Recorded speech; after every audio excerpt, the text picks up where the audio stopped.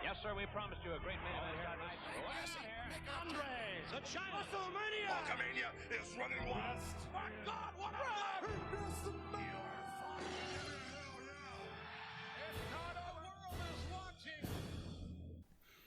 Hola, hola, bienvenidos y bienvenidas a Stunner Podcast, a un episodio más, el episodio número 13, en el que vamos, como siempre, a analizar toda la actualidad de WWE y de All Elite Wrestling. Además, sabiendo que, bueno, que no hay grandes novedades en el mundo de la lucha libre debido pues al tema del coronavirus, he pensado en traer a un amigo para charlar sobre el que considero uno de los mejores WrestleMania de toda la historia, el número 19. Entonces tengo el placer de anunciaros que más adelante, después de todo el análisis de actualidad, podréis escuchar una charla con Alex Gómez de Último Hombre en Pie, en el que vamos a desmenuzar todo lo que pasó en ese evento que se celebró en 2003. Por cierto, también dije que iba a dejar de subir los podcasts a YouTube. Me he arrepentido porque sí, así soy yo. He decidido que sí que los voy a seguir subiendo porque la verdad que este último sí que ha tenido bastante apoyo en esa plataforma y no quería privar a las personas que lo encuentran en este medio de tener que, bueno, buscarse la vida por ahorrarme yo unos minutos de mi tiempo. Y por último, recordaros que podéis seguirnos tanto en Twitter como en Instagram, en la cuenta @StunnerPodcast, en las dos es el mismo usuario, y allí, pues bueno, estaréis al día de todo lo que va ocurriendo en el mundo del wrestling y también de todas las novedades que tienen que ver con el podcast. Así que sin más, vamos a empezar ya con WWE, como siempre. Espero que lo disfrutéis. WWE.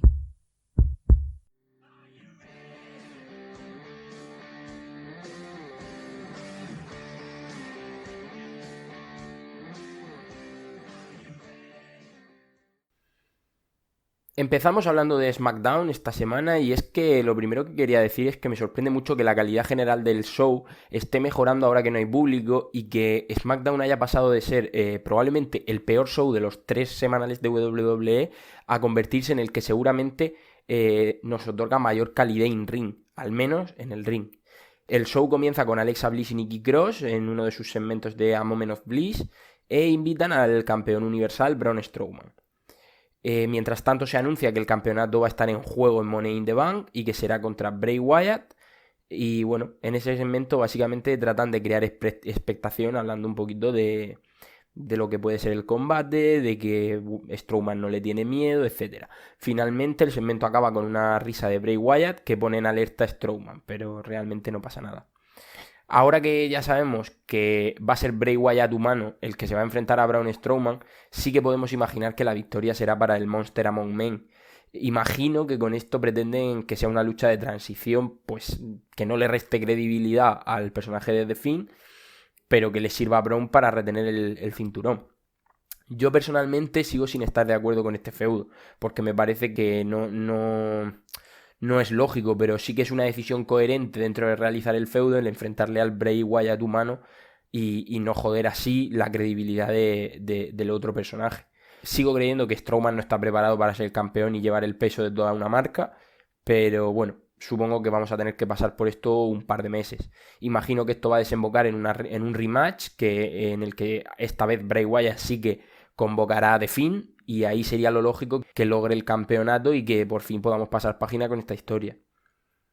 Una vez que ya hemos hablado de ese segmento, empezamos con el opener de la noche, que era un Sasha Banks Tamina, y aquí pues lamentablemente pasó lo que yo creía que iba a pasar, y es que aunque no tiene ninguna lógica, Sasha Banks, la más que previsible futura campeona de SmackDown, pierde limpiamente, porque la interrupción de Lacey Evans es mínima, contra Tamina, una luchadora que realmente no tiene ningún tipo de futuro dentro de los planes titulares en SmackDown, ni en Raw, ni en ningún lugar dentro de la compañía. Es una luchadora que está muy verde y que tiene el carisma de una piedra. Y no sabemos cómo se va a enfrentar a Bayley en Money in the Bank. No sé, yo sinceramente creo que WWE se está empezando a pasar en cuanto a alargar ese momento en el que la amistad de Bayley y Sasha salte por los aires y creo que lo está haciendo hasta unos límites que no me parecen lógicos ni normales. Por otra parte, vimos como Sheamus sigue en el limbo, venció a Denzel de Journette en un squash y justo mientras el Celtic Warrior celebraba, aparece un vídeo de Jeff Hardy donde habla de su vida y demás. Michael Cole lo comenta y esto no sienta demasiado bien a Sheamus que lo paga con él. ¿Podría ser un feudo? Pues bueno, sinceramente creo que Jeff Hardy, tal y como está la empresa ahora mismo, y además con el hype que tiene la gente con él por su vuelta y demás, creo que está para más que Sheamus ahora mismo. Entonces, pues bueno, si quieren darle a Jeff Hardy credibilidad haciendo que venza a Sheamus, no me parecería mal, pero no lo alargaría como un feudo, se vaya a varios combates ni nada por el estilo. Aunque, bueno, visto lo que he visto, yo ya me espero cualquier cosa. El siguiente combate, que ya era un clasificatorio para el Money in the Bank, estamos hablando del Naomi contra Dana Brooke. Y bueno, me llevé una grata sorpresa porque yo creía que Naomi iba a conseguir la clasificación, pero por suerte me equivoqué.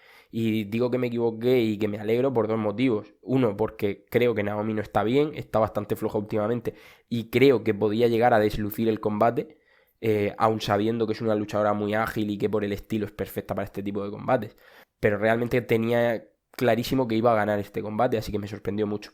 Y segundo, porque creo que realmente Dana Brooke puede ofrecer un estilo diferente al resto de participantes, estará Nia Jax, y quizá un estilo así de una mujer más atlética, más fuerte, más, pues puede complementarse a eso con la idea de que Nia Jax no campe tan a sus anchas dentro de un combate con muchas luchadoras livianas, por decirlo de alguna manera.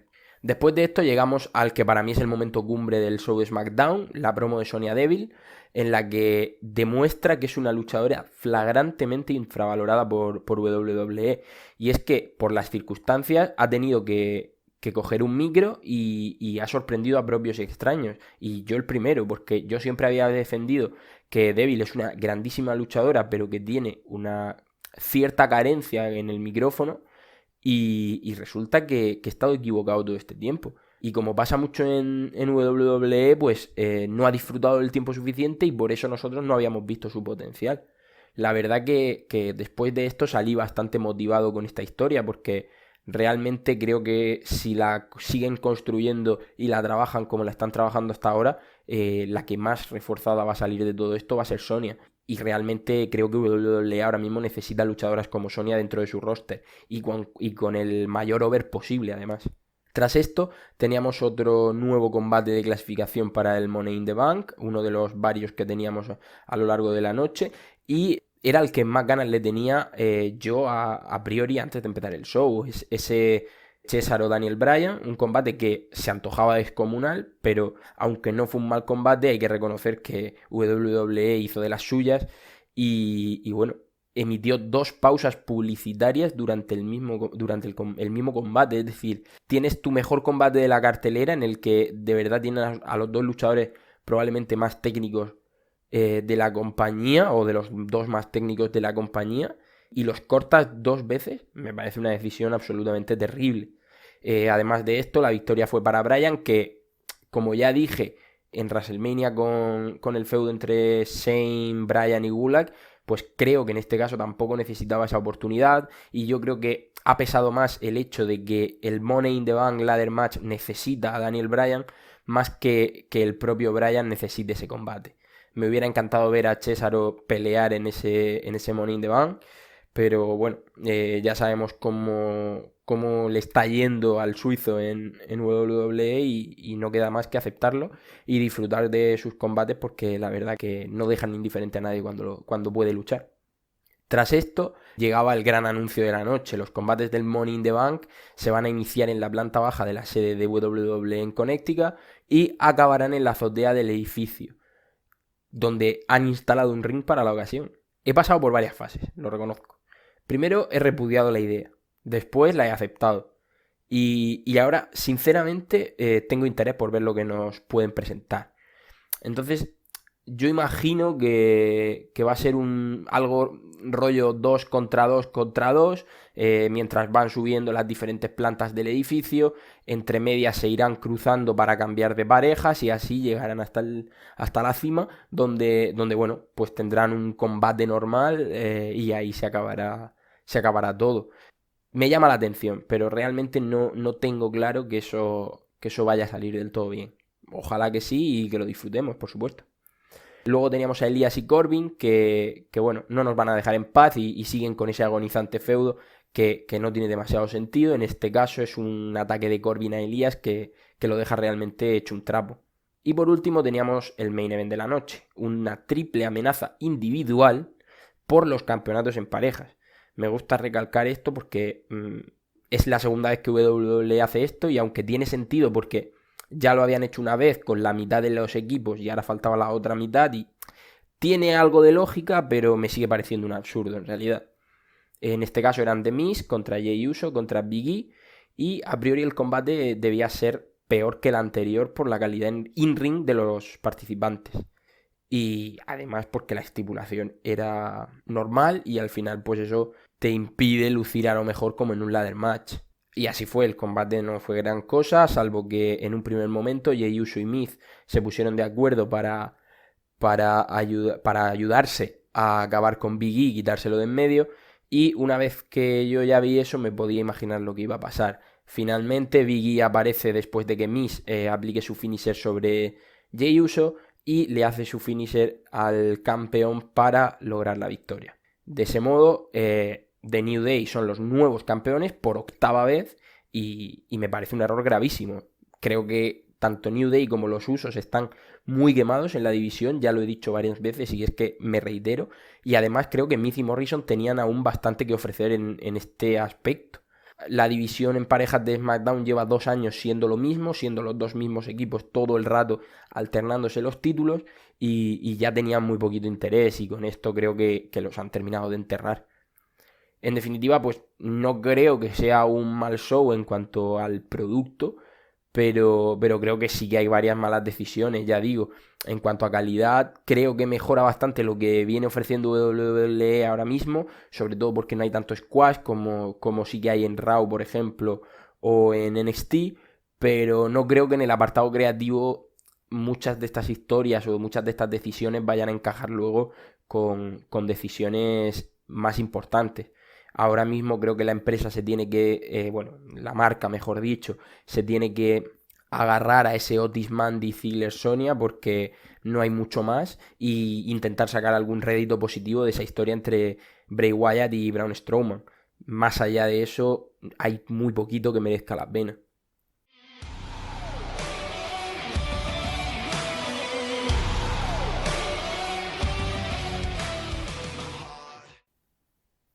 Pasamos ya a la marca roja. Como sabéis, pues esta semana ha habido mucho movimiento en los shows semanales, así que voy a intentar ir lo más al grano posible. Y tengo que empezar diciendo que echaba de menos un campeón como Drew McIntyre. Un campeón al que se le ve absolutamente pletórico, con confianza y cargando con el peso de ser el máximo campeón de toda una compañía multimillonaria. Tiene un gran inicio el show con esa promo que hace, en la que, habla de que Seth le ha atacado por detrás y demás, pero es interrumpido por Zelina Vega, Angel Garza y Austin Theory. Todo esto acaba al final con Andrade atacando al campeón por la espalda, aunque el escocés le acaba aplicando una Claymore Kick.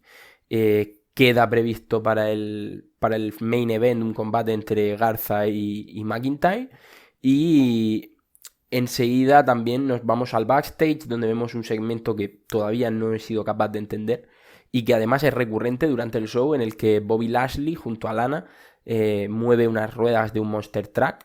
La verdad que están bastante perdidos en el aspecto creativo, hay que reconocerlo. Y una pequeña parte de mí sí que tenía cierta ilusión con que Rusev apareciese de dentro de una de esas ruedas para darle algún sentido al menos a este segmento, aunque ya sabemos que Rusev ha sido despedido de la compañía y por tanto era una opción imposible. El primer combate de wrestling del show era uno de esos clasificatorios para Money in the Bank, que como sabéis había 3 anunciados para el evento del lunes por la noche, y era Aleister Black contra Austin Theory, con Zelina Vega en la mesa de comentarios. El combate pues no es el peor del mundo, pero tampoco es nada espectacular. Evidentemente aquí están primando mucho el tema del entretenimiento, del entertaining, y creo que era lo lógico que al final acabase ganando Aleister. Tras el combate tiene un careo con Zelina. Recordemos que son pareja fuera del kayfabe, Y la verdad que aquí está uno de mis favoritos para lograr el maletín. No sé si llamarlo candidato, pero sí favorito mío personal, porque aunque sé que no le han manejado bien hasta ahora, creo que tiene un estilo que encajaría bastante bien con el maletín y ojalá que pueda verlo descolgando el maletín del cielo de Connecticut. Luego tuvimos un squash de Shayna Baszler, otro más, en este caso contra Indy Hartwell. Y bueno, la reina de picas vuelve a ejecutar ese mismo movimiento que lesionó a Sarah Logan. Y el árbitro le da la victoria vía stoppage. Tras el combate se vuelve a cebar con Hartwell, tampoco tiene demasiado sentido. Creo que relleno puro y duro, sin más historia. Y a ver qué pasa con Money in the Bank. Ya lo dije la semana pasada, no quiero que gane y me reafirmo. Creo que deberían estar buscando la manera de confrontarla con Becky y no tanto ir deambulando con ella por historias de muy vagas o de un perfil bastante bajo. Tras eso teníamos el combate del equipo formado por Cedric Alexander y Ricochet, en el que se resarcen de esa derrota que tuvieron ante Viking Raiders, venciendo a Shane Thorne y Brendan Bink. Es una victoria fácil para ellos, que no tiene demasiado, pero bueno, parece que están encontrando su posición en Raw, en la división Tag Team, tras esos vaivenes que han tenido entre la marca roja y Main Event. Hablando de los Viking Raiders, bueno, durante el show tienen un segmento comiendo pollo en el coche que a mí personalmente pues me daba la espina. Creo que son unos personajes que están muy definidos y creo que ese segmento va totalmente en contra de lo que realmente son. Entonces yo espero que no estén planteando la posibilidad de darle un cambio a sus personalidades, porque la verdad que me parecería un fracaso absolutamente estrepitoso. Después de eso teníamos la revancha entre Nia Jax y Kairi Sane, que tiene el mismo resultado que el primero, un squash en favor de Nia Jax, que voy a ser claro en este tema y quiero hablarlo con toda la seriedad que creo que merece. Nia Jax debería ser despedida de la compañía de forma fulminante. En el combate hay un momento en el que Nia coge a Kairi por el cuello y la levanta para lanzarla contra el esquinero.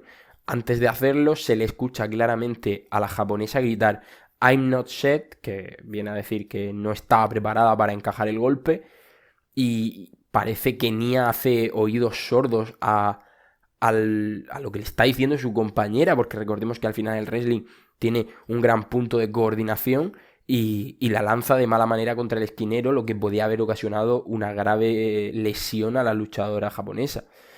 No es la primera vez que Nia comete errores, o ya no sé si llamarlo error, porque realmente si tu compañera te está diciendo que no está preparada no es un error, que pueden ser perjudiciales para sus compañeros, y además me parece una actitud bastante lamentable, por lo que no sé qué hace que siga a día de hoy en el roster de WWE, pero a mí me parece absolutamente flagrante la necesidad de que sea despedida.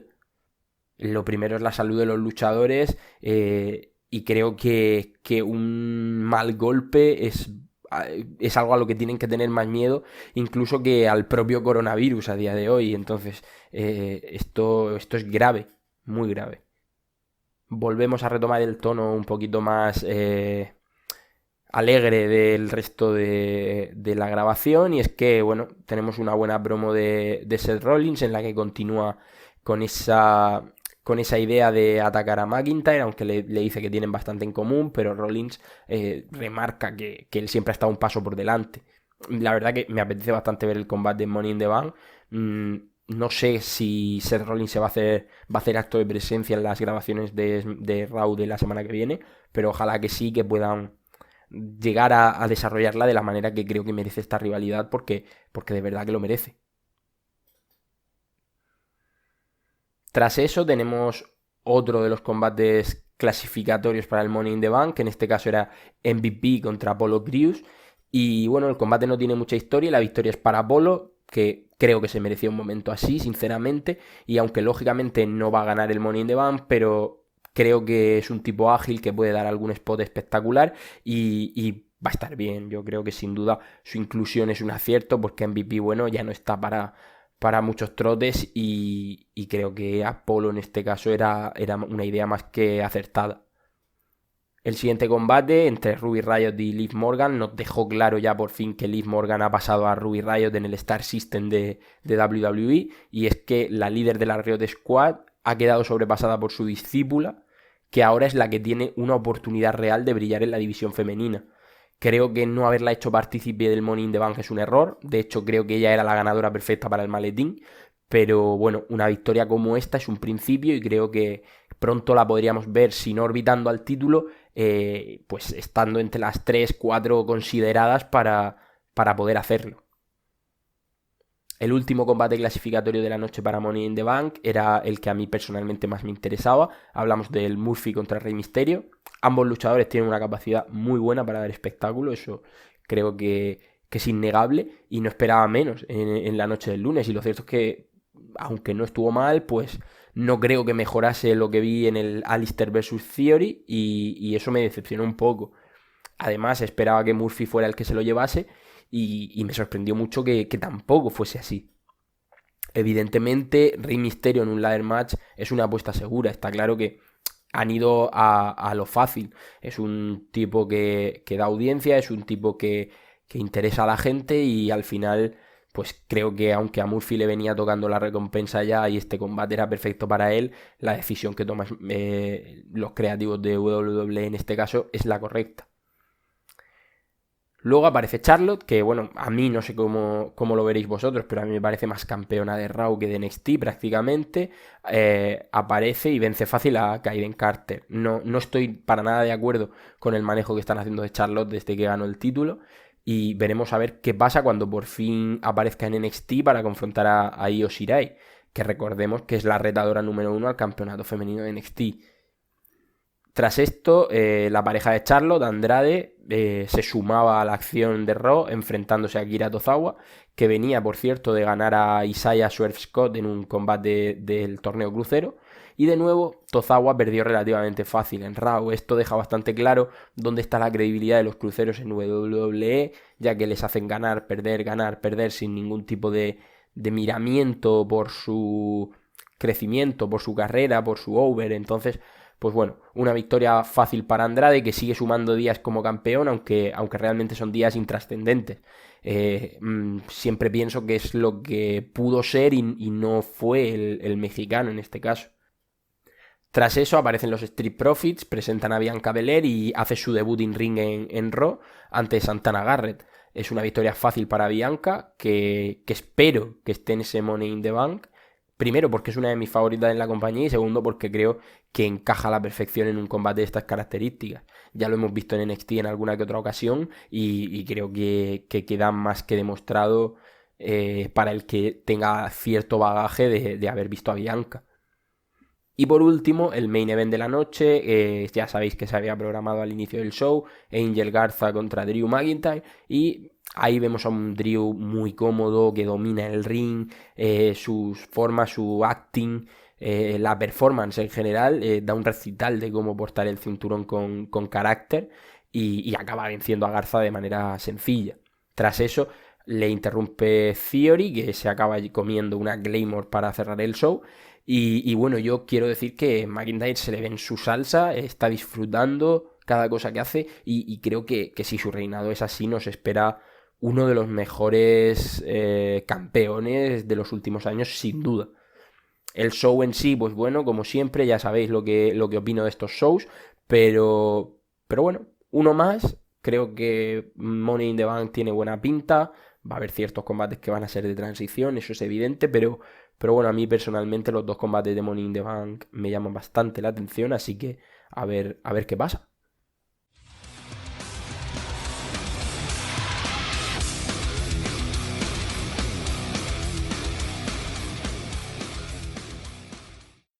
Ahora toca NXT. Esta semana la verdad que es un programa que tenía muchas ganas de ver porque íbamos a tener ese Finn Balor Velvet Dream, que me parece uno de los mejores combates que podemos ver ahora mismo dentro de WWE. Y también pues esperaba que Killer Kross, o bueno, Karrion Kross, como se llama ahora, pues saliese a dar alguna que otra explicación al respecto de lo que hizo con Tommaso Ciampa.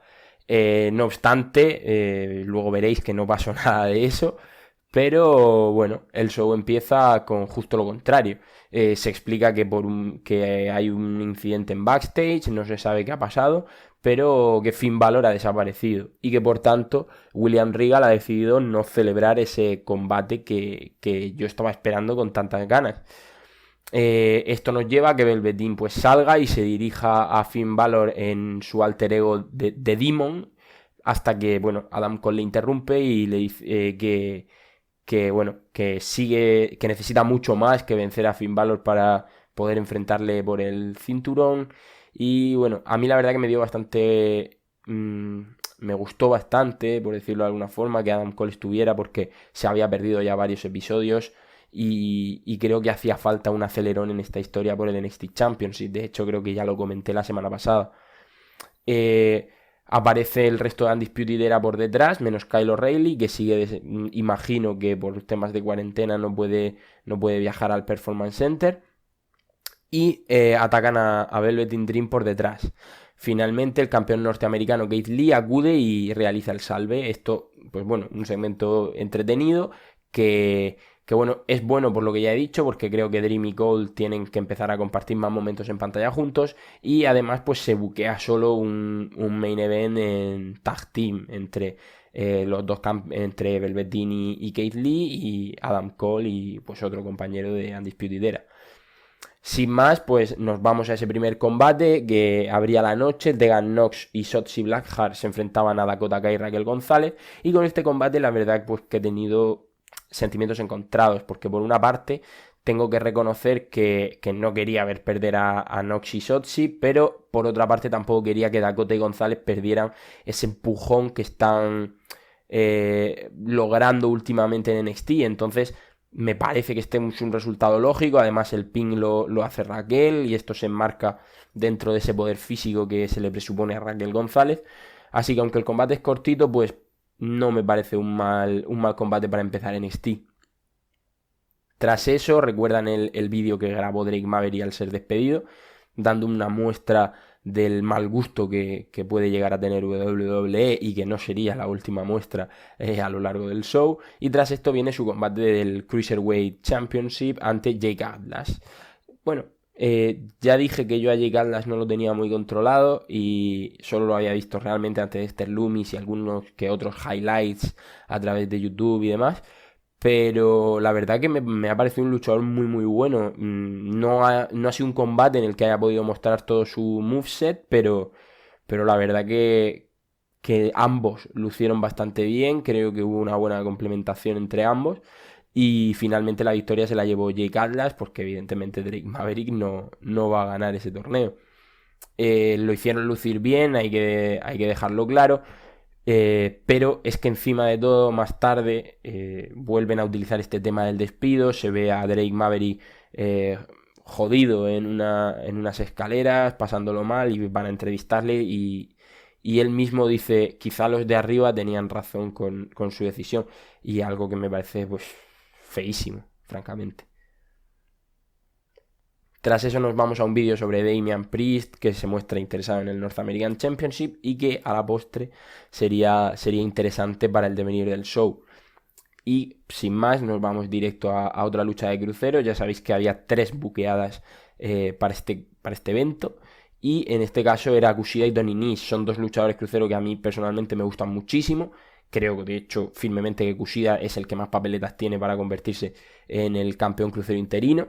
Y Nese, por su parte, pues me parece un luchador que tiene unas condiciones sensacionales, al que su tamaño, pues por desgracia, le está frenando ese desarrollo y ese crecimiento, porque creo que también es carismático, tiene buen micro, pero no le están dejando mostrar el resto de sus habilidades. El combate está bien, no es el mejor de la noche, pero la verdad que el momento final, por ejemplo, cuando están en las cuerdas y Kushida acaba revirtiendo lo que podría ser un Samoan Drop desde las cuerdas en una sumisión, pues me parece bastante buen movimiento, me parece entretenido y interesante. Y por tanto, pues una victoria para el japonés, que sigue en ese merecido ascenso que está ganando dentro de NXT. Ya sabéis que lleva unas 3-4 victorias consecutivas y dejando siempre buenas impresiones. Aquí tengo que hablar de que me siento ciertamente decepcionado, porque esperaba, no sé, algo más de Karrion Kross y Scarlett, pero solamente aparece un vídeo en el que en el que básicamente dejan claro que ya han ido a por su primera víctima, que va a haber más, pero creo que era el momento de salir a escena y contar un poquito lo que tienen pensado hacer, que darnos más pistas sobre cómo son sus personajes.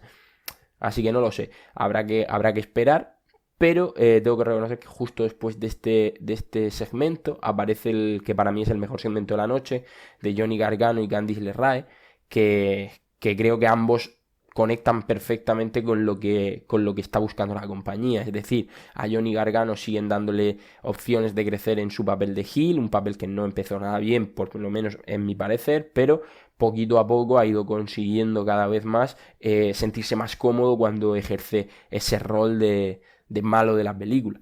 Y Candice, pues bueno, en una decisión que puede ser pues debatible para todo el mundo, habrá quien no le guste que sea heel, habrá quien sí que le guste que sea heel. Yo personalmente creo que Candice tiene un don natural para ser face, un poquito igual que Johnny, entonces me choca un poquito, por decirlo de alguna forma. No obstante, hay que reconocer que la promo está bien, que al final dejan claro que ese rencor que tenían acumulado con sus respectivas divisiones es flagrante, que es compartido y que ambos quieren ser campeones máximos de sus divisiones juntos. Así que habrá que ver cómo se da todo, pero a mí personalmente pues creo que me puede llegar a gustar esta story que están planteando ahora. Otra promo también de Io Shirai en esta ocasión para retar a Charlotte y bueno, pues hablando un poquito de lo que va a hacer con ella cuando se enfrenten, y después de eso tenemos un squash de Mia Yim, derrota a Jessica Mea en un combate pues bueno, es cortito, 1 minuto, una cosa así, y tras el combate aparece Charlotte.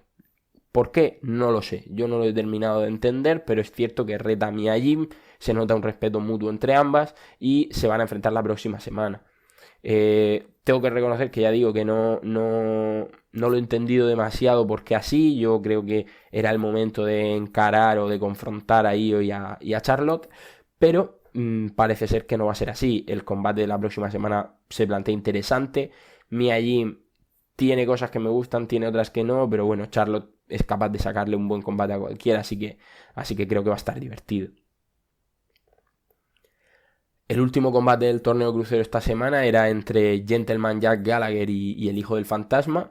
Este combate para mí, personalmente, es el MVP de la noche. Creo que ambos dan un espectáculo muy bueno, conectan muy bien y bueno, es un gran debut para el Hijo del Fantasma. También luce bastante bien Jack Gallagher a pesar de la derrota. Y bueno, victoria y buenas sensaciones para el Hijo del Fantasma, que además después hace una pequeña charla. La verdad que se le ve bastante flojo con el micro, esto hay que reconocerlo. De hecho, también en el siguiente segmento, cuando intentan raptarlo, la gente que ya ha raptado a varios luchadores, como Jackie Wild, por ejemplo, él lo evita, pero no, es como que no es capaz de decir nada coherente. Soy de México, pero realmente no te da la sensación de verle seguro hablando. Entonces, bueno, imagino que también es por los nervios del debut o de que sean sus primeras imágenes dentro de NXT, así que habrá que ver qué tal.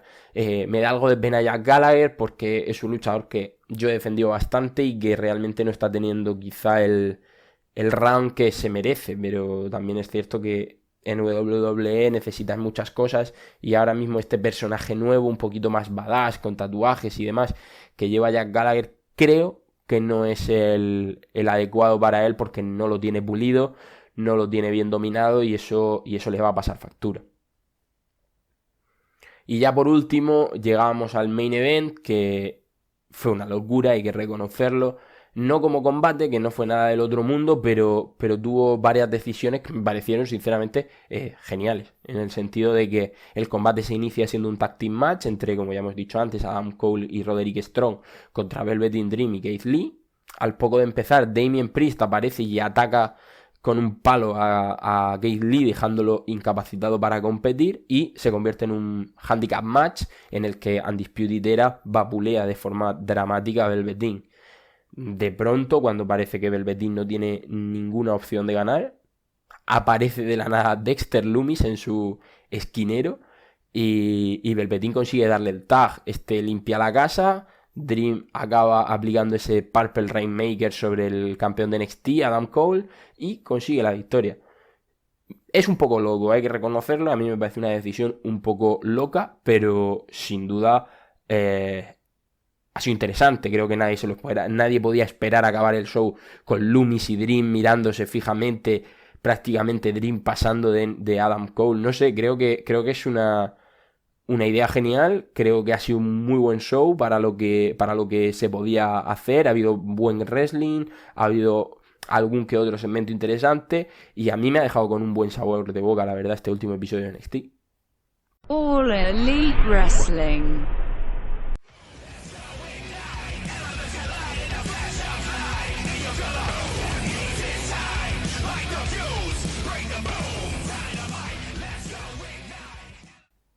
Tras el flojo Dynamite de la semana pasada, la verdad que tenía la esperanza de disfrutar mucho más de este show. Esta semana había muchos combates interesantes pactados. Teníamos el Darby Allin contra Sammy Guevara, teníamos ese Jimmy Havoc contra el siempre hilarante Orange Cassidy, y también, por supuesto, teníamos el Dustin Rhodes versus Kip Sabian. Es decir, el show en principio no pintaba nada mal. De hecho, empieza con una autopromoción de Cody en la que habla un poco al respecto de todos los participantes del TNT Tournament y dice que ninguno está a su nivel, incluido su hermano Dustin. El combate que abre la velada es un combate que creo que ya nos maravilló a todos en Revolution, que fue probablemente la revelación de la noche junto a ese maravilloso pack Orange Cassidy, así que ya sabréis que hablo del Sammy Guevara contra Darby Allin, dos luchadores excelentes que realmente están siendo parte del éxito que está teniendo All Elite Wrestling en televisión y que tienen un feudo muy bueno que están tratando como casi una guerra fría entre ellos, y sinceramente me parece una historia muy buena y muy bien trabajada. De hecho, Guevara ni siquiera permite a Darby finalizar su entrada, y de la misma forma que en Revolution el combate ni siquiera llega a empezar, sino que se produce un brawl en el ringside, que básicamente se trata de una paliza de Sammy a Darby, que acaba con un brutal frog splash de Sammy sobre una escalera en la que está apoyado Darby Allin. Después de esto empieza el combate y Darby consigue sobrevivir después de todos los golpes que se ha llevado, y a partir de ahí el combate es una maravilla, la verdad, porque Guevara me parece un luchador excepcional y Darby más de lo mismo. Los dos se adaptan perfectamente a todas las situaciones que les da la lucha, y realmente, por ejemplo, se ve claramente en ese selling de Sammy Guevara, después de que Darby Allin empiece a atacar su tobillo, como incluso llega a hacer un springboard Diamond Cutter sin impulsarse con las dos piernas, es decir, con una sola, para vender ese golpe. Eso me parece algo que está al alcance de muy pocos luchadores. Por ejemplo, Darby Allin vemos como está absolutamente desquiciado por el rival, y al final sale un combatazo. Para mí es un combatazo que realmente se me ha hecho muy corto, y aunque imaginaba el resultado final, que evidentemente iba a ser Darby, porque tiene todo el sentido del mundo. Ya sabéis que Sammy suele perder los combates importantes, pero luego gana otros combates más intrascendentes, de forma que de alguna manera se equilibra en el ranking, y además porque ese Cody Darby ya se celebró, y además pasó lo que pasó la semana anterior o la anterior, ahora mismo no recuerdo, con ese golpe de Darby a Cody, así que pinta muy interesante, hay que reconocerlo. Una vez visto el show completo, yo creo que es el combate de la noche sin ninguna duda. Tras eso, bueno, viene una promo de Matt Hardy en la que nos habla de sus dos personalidades, el Broken Matt y el Matt normal. Van contra Jericho, básicamente, y también de sus secuaces del Inner Circle. Dice que sigue esperando la respuesta sobre ese The Elite Deletion en el Hardy Compound, y cree que no contestan porque le tienen cierto miedo al Broken Matt. Por eso habla desde el Normal Matt, por decirlo de alguna manera, para intentar convencer a Jericho. Dice que no le preocupa nada porque The Elite está de su lado, y que no va a permitir que Jericho pueda acampar a sus anchas por All Elite Wrestling. Como promo, la verdad que a mí me ha parecido buena, me ha gustado, pero creo que se me ha hecho un poco larga. Se podía haber condensado un poquito más, pero sí, yo la he disfrutado, tengo que reconocerlo.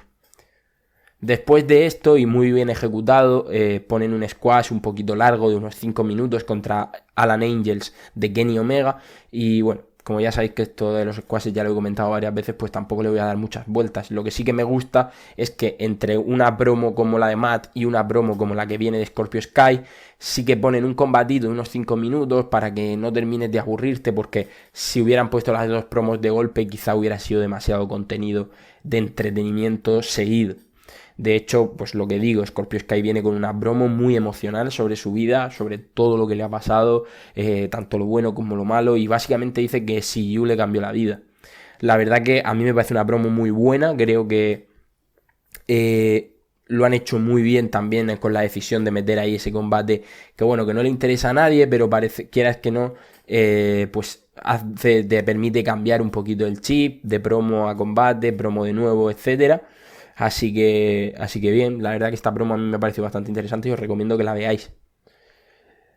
Luego se viene un Orange Cassidy contra Jimmy Havoc. Ya sabéis que Orange Cassidy es la alegría de la huerta en All Elite Wrestling. Es probablemente el personaje con más over dentro del roster en cuanto a la gente y el calor de la gente que recibe cuando aparece y cuando hace su típico acting.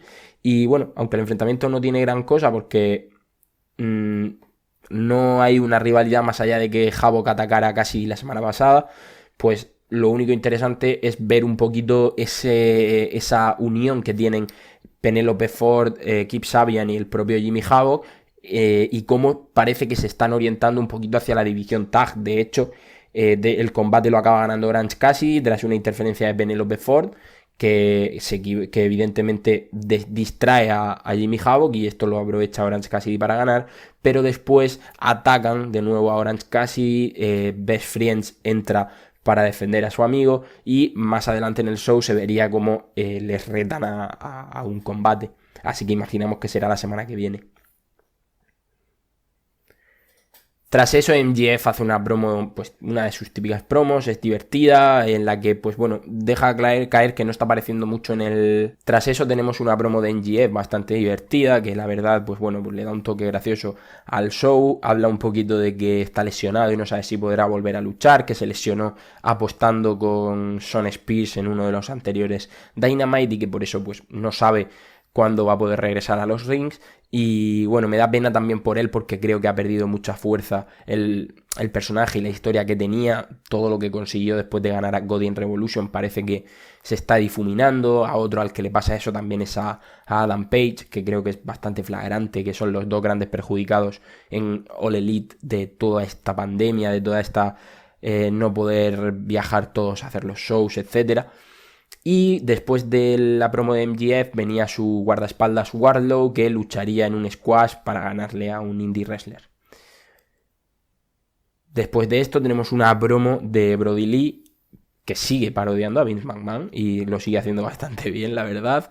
Le pregunta a un luchador misterioso que parece que está intentando unirse al Dark Order cuánto mide, cuánto pesa y si ha jugado al fútbol americano. Ya sabéis que a Vince McMahon siempre le han gustado mucho los luchadores, los big guys, y creo que esto era un poco lo que quería interpretar Brody Lee en este caso. El personaje misterioso pues cumple con todos esos requisitos y por eso le da la máscara para ser parte de la facción. Tras esto, Brody Lee tiene un squash contra Justin Lau, otro luchador independiente que ya había luchado antes en Dynamite, y le gana fácil y rápido. Yo realmente creo que se podría haber obviado el tema del squash, no haber luchado y directamente solamente haber puesto el segmento. Lo que pasa es que evidentemente pues tienen que rellenar 2 horas y es complicado.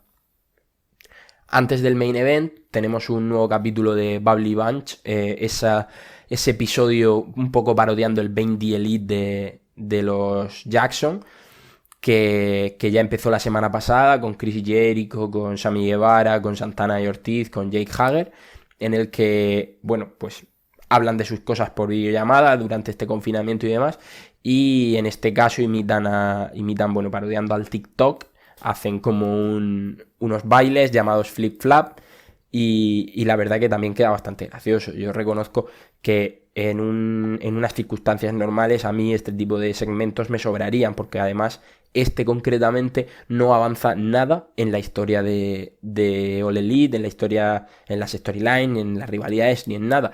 pero creo que en este caso es entendible totalmente y de hecho le dan un toque al show que a mí particularmente sí que me gusta en este caso. Y por último teníamos ese evento estelar que ya pues evidentemente era el Kip Sabian Dustin Rhodes, en el que pues el hermano de Cody corría ese riesgo de tener que retirarse. Ya sabéis que lo había comentado a lo largo de la semana, que si no era capaz de vencer a Sabian pues iba a tener que retirarse. Y el resultado, evidentemente, sabiendo esto, era el que nos imaginábamos. No se iba a retirar en un show normal de Dynamite.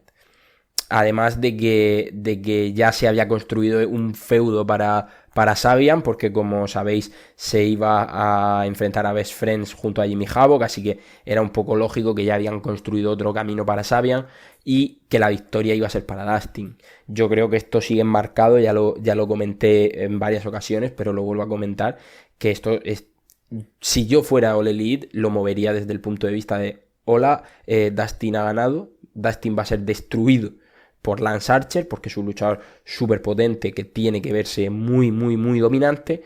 Cody va a vencer a Darby Allin, aunque yo no estoy de acuerdo en eso, y a mí me gustaría que Darby Allin fuera el primer TNT Championship, porque creo que el chaval merece ya la oportunidad de una vez.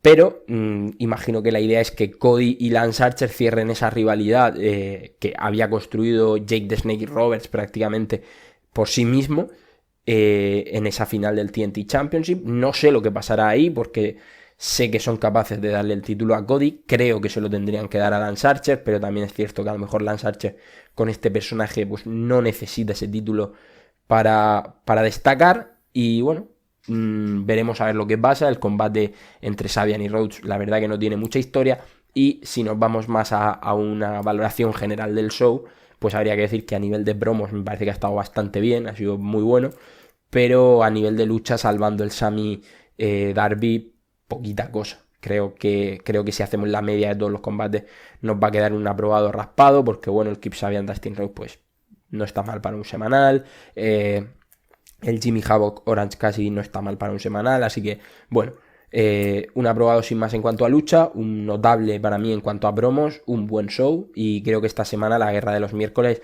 ha estado bastante pareja.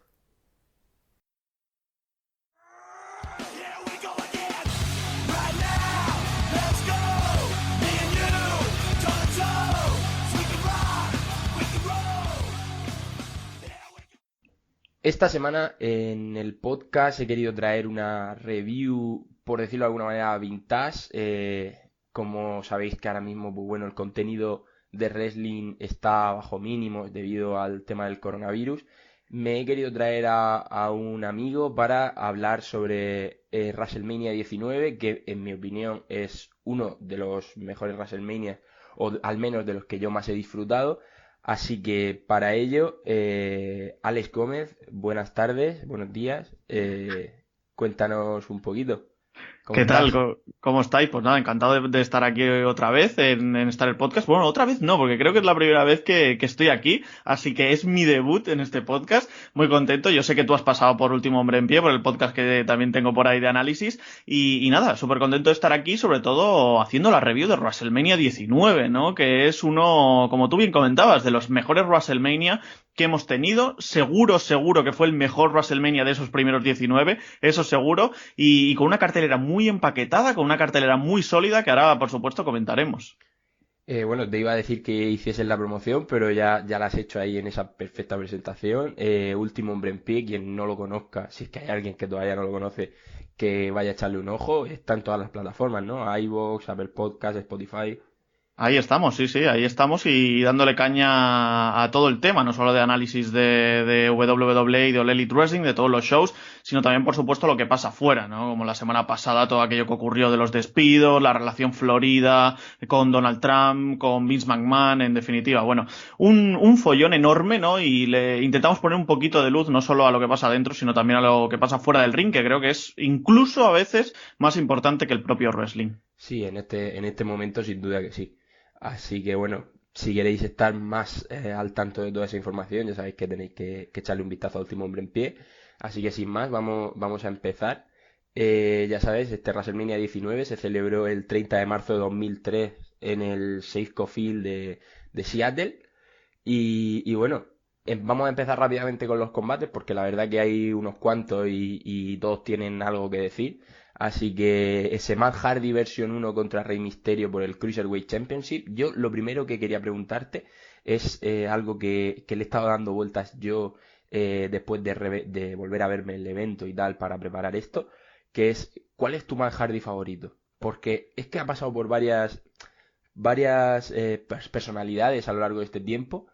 Y yo la verdad que es que desde el Matt del 2000, el que tuvo aquellos combates con Edge y Christian y con los Dudley, la verdad que no lo he visto siempre, nunca ha llegado a ser lo que fue en ese momento. Y no sé si tú piensas como yo o si tú crees que además de la personalidad que tiene que ha tenido como luchador, que evidentemente ha sido influyente y ha sido una persona bastante querida por el público en general, pero creo que a nivel luchístico siempre ha ido para abajo.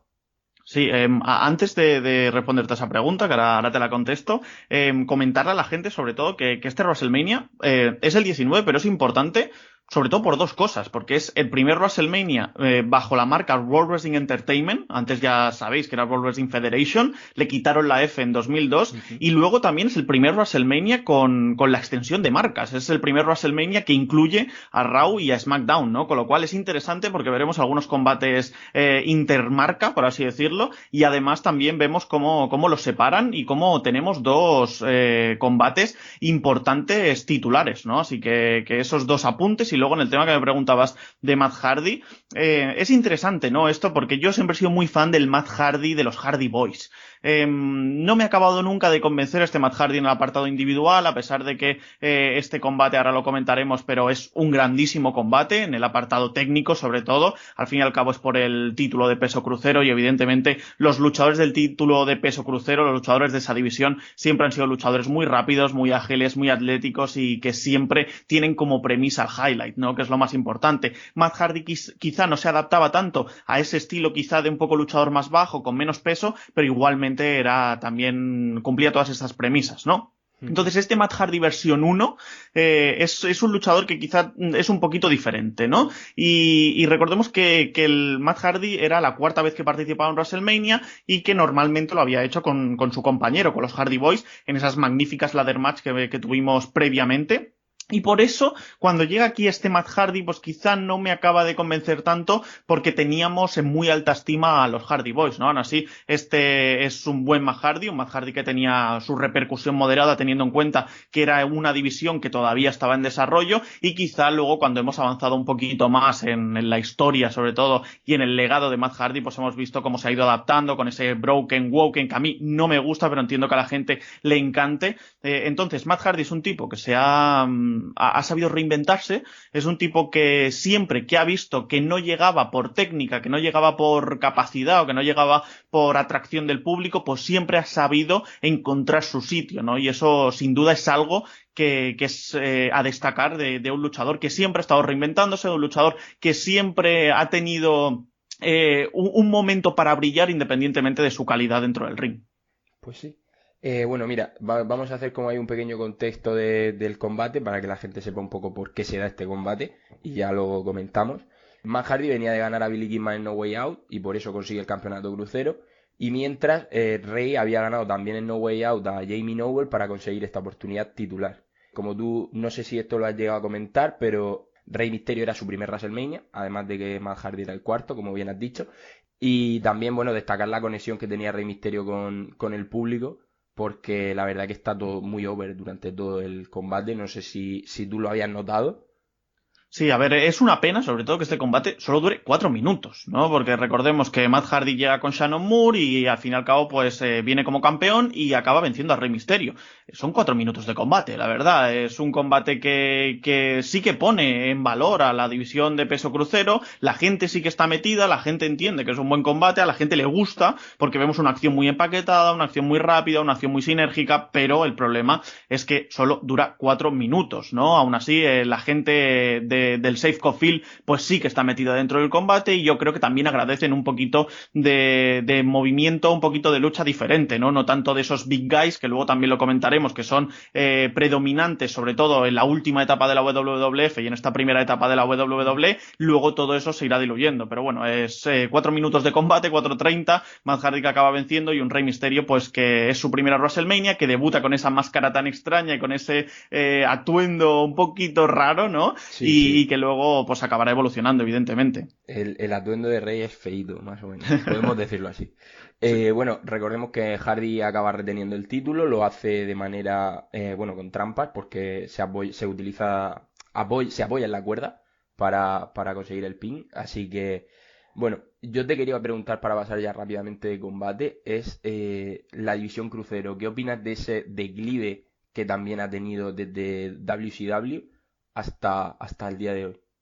Bueno, a ver, es lo que decía un poquito, ¿no? Al fin y al cabo, la división de peso crucero es una división muy especial, y quizá es una división que corre siempre en paralelo a todas las otras divisiones, ¿no? La división por parejas, la división de mujeres, la división de hombres, luego tenemos también los mid-carders y demás. Todos esos se compenetran bastante bien, pero la división de peso crucero siempre ha ido un poquito a su bola, un poquito a su rollo, y eso es un acierto y un problema, ¿no? WWE, en especial Vince McMahon, pues nunca ha tenido tampoco en muy alta estima a estos luchadores. Sí que ha habido algún luchador que ha triunfado, que ha conseguido un título mundial, como Rey Mysterio, que tiene 3, como Jeff Hardy, pero más allá de eso, poquita cosa, ¿no? Entonces, sí que me hubiese gustado que desde un principio la división de peso crucero, tú comentabas WCW, espectacular la división de peso crucero de WCW, posiblemente la mejor de toda esa compañía, pero luego se han ido diluyendo, ¿no? Con el tiempo, y hemos tenido algún momento interesante, incluso algún momento divertido, como en su época cuando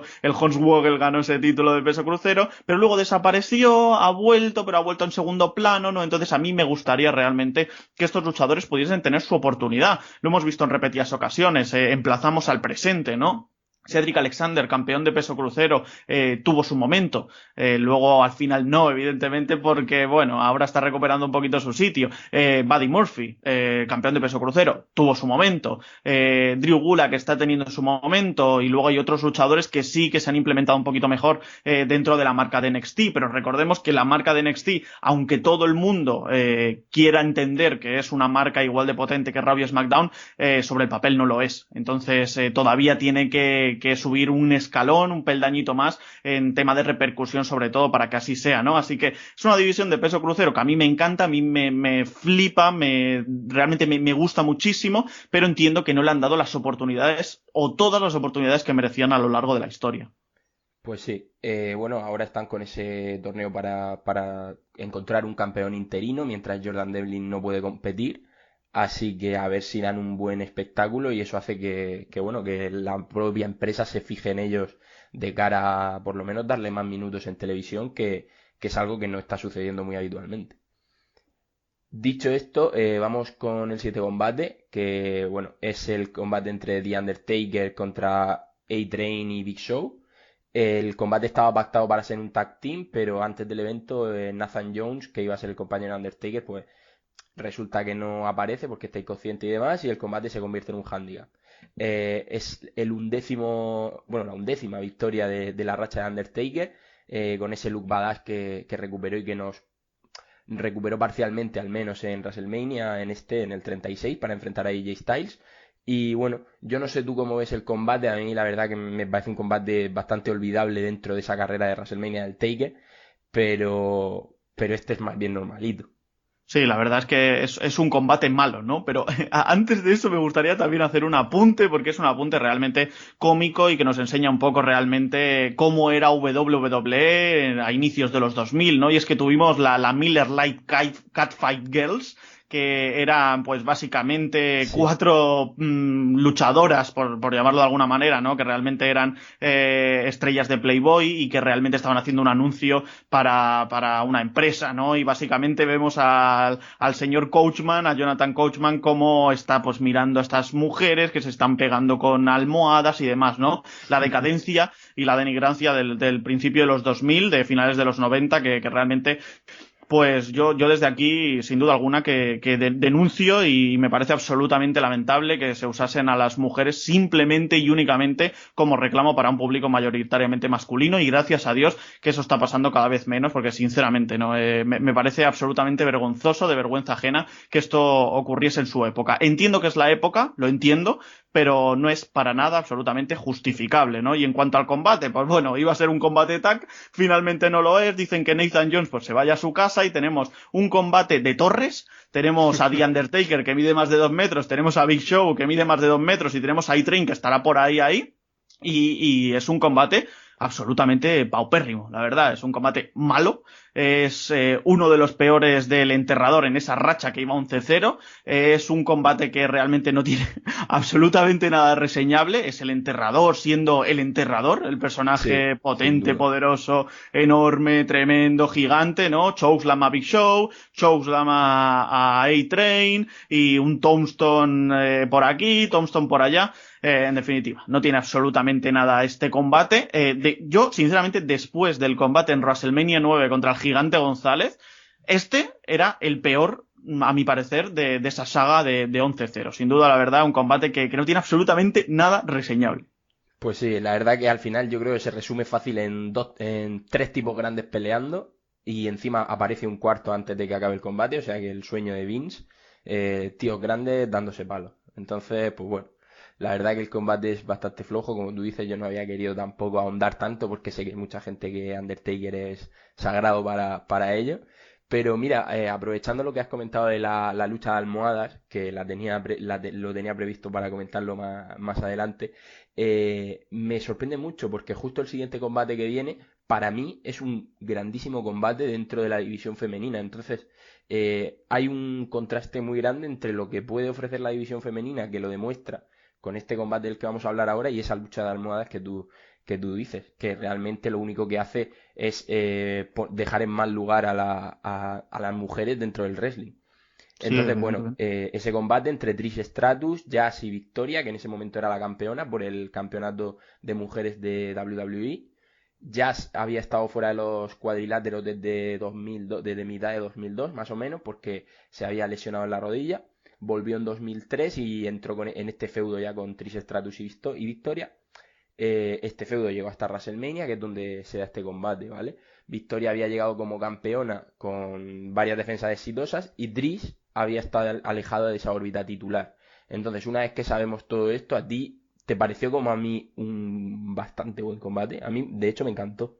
Es un buen combate, no lo vamos a negar. Es un buen combate teniendo en cuenta los combates que estaban teniendo las mujeres por aquella época. Como bien hemos comentado, esa catfight pues absolutamente olvidable, pues tenemos aquí un buen combate, la verdad. Es un buen combate de divas en aquella época, trabajan muy bien, hay bastantes near falls, son creíbles, y el final está ejecutado muy bien. Al final consigue la victoria Trish Stratus. Tenemos a una Jazz que era una luchadora quizá la más experimentada de las tres, quizá también era una luchadora que tenía el prototipo de luchadora que buscaba Vince McMahon, ¿no? Lo vimos con Chyna en su época, ¿no? Y Jazz también parecía esa mujer fuerte, esa mujer poderosa, y Victoria que venía pues como campeona, pero quizá como la underdog, ¿no? Y luego Trish Stratus, que no solo era una luchadora que actuaba de enforcer en su época, que actuaba como una luchadora que ayudaba o que hacía de manager en algunos momentos, sino que además es una luchadora que también sabe pelear, y aquí lo demuestra perfectamente, ¿no? La verdad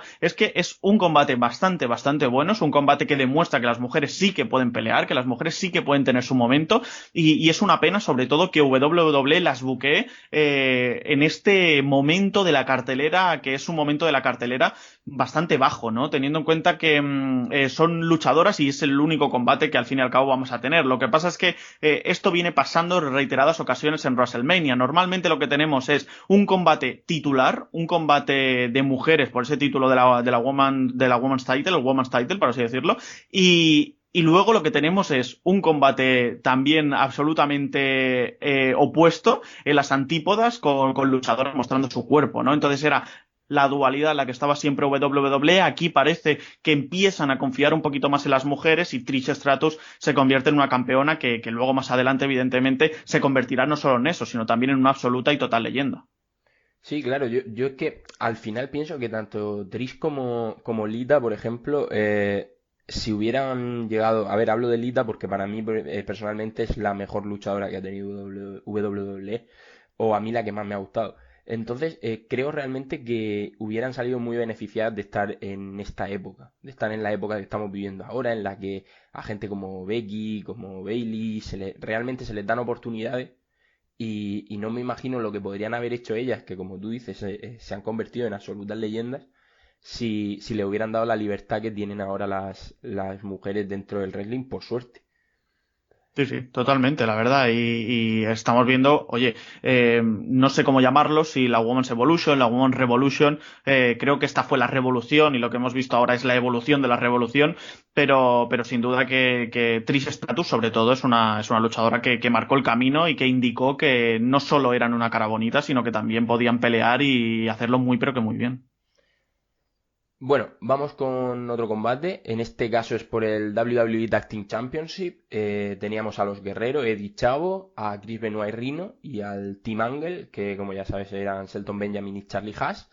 Y a mí este combate la verdad que me pareció bastante interesante a pesar de que fue corto, porque la verdad que yo creo que los luchadores que se juntan son bastante, a nivel técnico, bastante buenos, todos menos Rhino, que a mí Rhino, que nunca me ha llamado mucho la atención, la verdad. Y posteriormente a esto sale un feudo entre Eddie Chavo con Teen Angle bueno, acaba con Eddie como campeón, con Chavo no, porque se lesiona, pero acaba con Eddie ganando el título con Tajiri o con Tajiri en Judgment Day. No sé cómo viste tú el combate, pero a mí me llamó la atención. No fue quizá el mejor combate de la noche, porque evidentemente hay varios muy buenos, pero fue para mí de los más dinámicos junto con ese Matt Hardy Rey Misterio, quizá.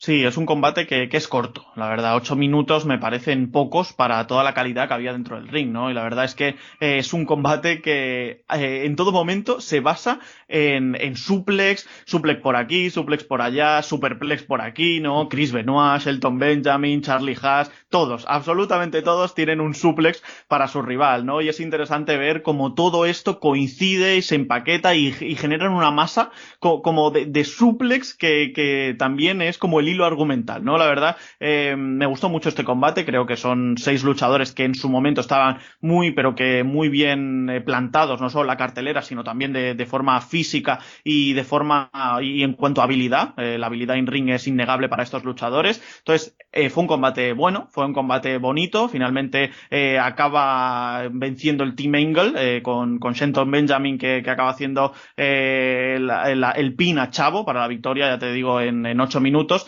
que sinceramente me parecieron muy cortos, pero sin duda que fueron 8 minutos muy intensos, 8 minutos muy divertidos, muy entretenidos y sobre todo 8 minutos que demostraron también que había mucha calidad en esta división por parejas.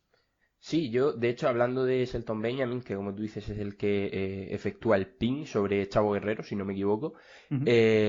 es un luchador que ahora que ha vuelto a renovar, bueno, hace unos meses con WWE y demás, siempre pienso lo desaprovechado que ha estado a lo largo de su carrera, porque creo que a pesar de no ser un luchador estrella o que esté preparado para el main event ni nada por el estilo, creo sinceramente que es un luchador bastante aprovechable, que no se le ha dado la bola que quizá merecía, salvo en esta época más o menos y un poquito más adelante. Pero bueno, lo ves ahí con Eddie, con Chavo, con Chris Benoit y dices, al final ganan el combate los dos que a priori nunca vas a recordar cuando pienses en WWE y en superestrellas de esta época. Sí, sí, pero fíjate que al final, pues mira, Shelton Benjamin también tuvo su momento de forma individual, ¿no? Sobre todo teniendo muchos highlights en esos combates por escaleras, donde parecía un absoluto y total experto, ¿no? Y nadaba como pez en el agua, ¿no? Así que Shelton Benjamin, que es una pena que ahora no lo tengamos en televisión, creo que es un luchador muy técnico, creo que es un luchador que tiene un background espectacular de lucha libre como tal, que quizá no congenia demasiado con el público por el tema del micro y quizá también porque no tiene un personaje absolutamente definido y eso ya sabemos que a Vince McMahon le duele y le duele mucho, ¿no? Y no solo se basa en la calidad luchística, sino que al fin y al cabo la empresa, esa E tan famosa, ¿no? La E del entretenimiento entretenimiento, pues no solo tienes que ser un buen luchador, sino también tienes que entretener a la gente. De hecho, hace poco, si no mal recuerdo, a ver, no te sé decir exactamente las fechas, sé que Shelton empezó a aparecer en televisión, se le preguntaban cosas, él no contestaba, se reía y se iba, pero es una de tantas historias que WWE prueba en pantalla, pero no continúa. Entonces, pues, Exacto. bueno, nunca sabremos lo que tenía la empresa preparado para Shelton, si es que había algo preparado.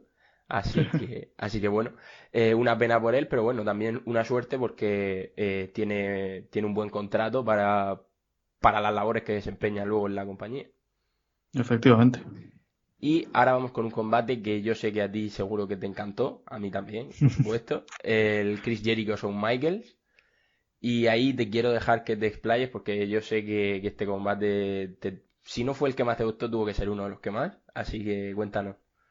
No, a ver, la verdad, este combate es el mejor de la noche, sin duda, ¿no? Creo que no hay dudas de que este combate, 22 minutos entre Michaels y Chris Jericho, es un combate absolutamente espectacular. Primero porque yo creo que ya empezamos con la soltura de decir, bueno, estos dos luchadores saben, nosotros conocemos a los dos luchadores, además era la vuelta de Shawn Michaels a WrestleMania, con lo cual era enorme, y era un Chris Jericho que había estado imitándole semana tras semana, ¿no? Y que quería ser como su ídolo Shawn Michaels, ¿no? Entonces, ya tenía una muy buena premisa el combate, es una historia que se fue macerando poquito a poco, ¿no? Y empezamos y ya con Shawn Michaels intentando tirar esa pirotecnia que no le sale en la mitad de los tiros, entonces bueno, eso fue ya bastante gracioso para empezar el combate, ¿no? Y se le veía relajado, distendido, ¿no? Eso significa que cosas buenas van a venir posteriormente, ¿no? Y la verdad es que fue un combate muy bueno, pero tengo el pero de decir, ¿qué hubiese pasado si realmente hubiesen aplicado más a esa espalda de Shawn Michaels? Recordemos que Shawn Michaels se tuvo que retirar por ese problema en la espalda.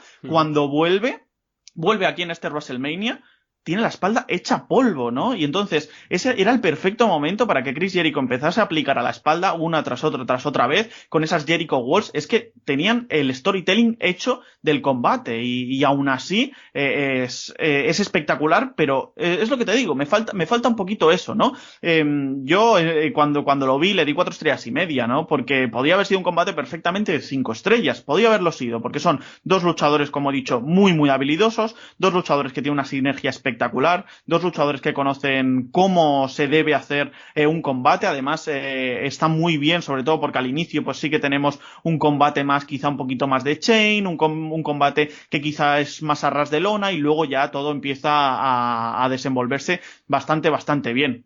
Pero es lo que te digo, que me faltó algo, ¿no? Algo más, ¿no? Es un combate pero que muy bueno, pero que quizá hubiese sido mucho mejor si realmente hubiesen tenido esa conciencia, ¿no? Porque sí que vemos algún que otro tipo de limbo, sobre todo a los brazos y a las extremidades inferiores de Shawn Michaels, pero no tanto a esa espalda, ¿no? Que quizá me hubiese gustado un poquito más, ¿no? Al fin y al cabo, aún así es un combate magnífico, es un combate que se va, como digo, a los 22 minutos, si no recuerdo mal, y es un combate que al fin y al cabo pues vence Shawn Michaels, que creo que es el luchador que tenía que ganar, y también una cosita interesante, ¿no? Es que al final del combate pues le va a dar la mano Shawn Michaels a Chris Jericho, y la verdad es que Chris Jericho luego le da esa patada en los genitales, en la parte baja del abdomen, y bueno, se sigue generando y creando un personaje importante, el bueno de Y2J.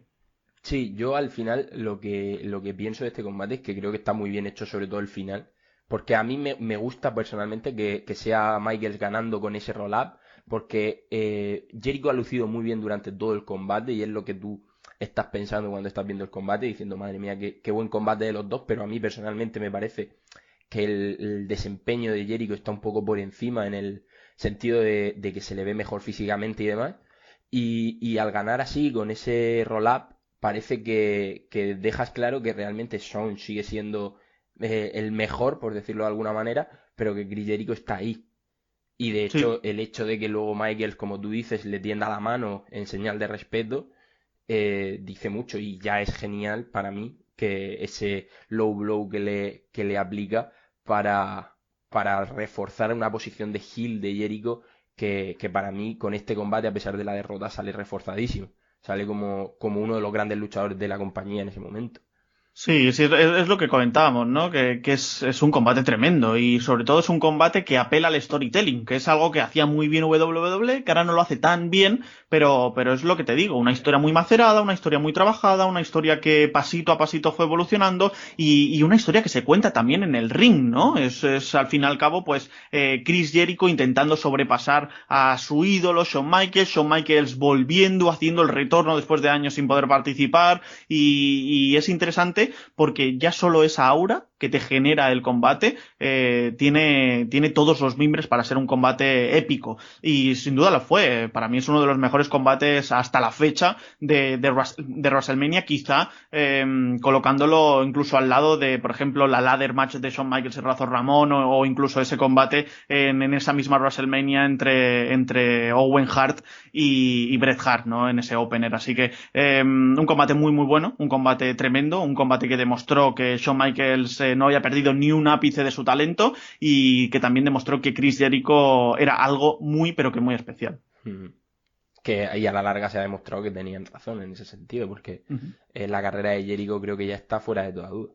Sí, sí, sin duda. O sea, Chris Jericho ahora mismo es una leyenda, ¿no? Que tendría que estar en todos los Hall of Fame posibles, no solo por todo lo que ha hecho dentro del ring, sino por supuesto lo que ha hecho fuera, el conocimiento que tiene de los talentos, el conocimiento que tiene del business y sinceramente cómo ha podido o ha sabido reinventarse en muchas ocasiones cuando veía que el físico no le daba. Así que Chris Jericho sin duda que será uno de los grandes en haber pisado nunca un ring de WWE y un ring del wrestling en general. Que es curioso porque yo cuando volvió Jericho en su vuelta fue en 2012, antes, 2009, no me acuerdo exactamente del año, pero en esa vuelta yo claro, no me imaginaba que luego el amor por el wrestling que iba a demostrar era tan grande, porque lo había como apartado un poco, como habían hecho otras superestrellas en su momento, pero es que desde entonces no se ha vuelto a separar y ya no solo eso, sino que ahora mismo es prácticamente parte de la cabeza visible de All Elite. En Japón ha estado muchísimos años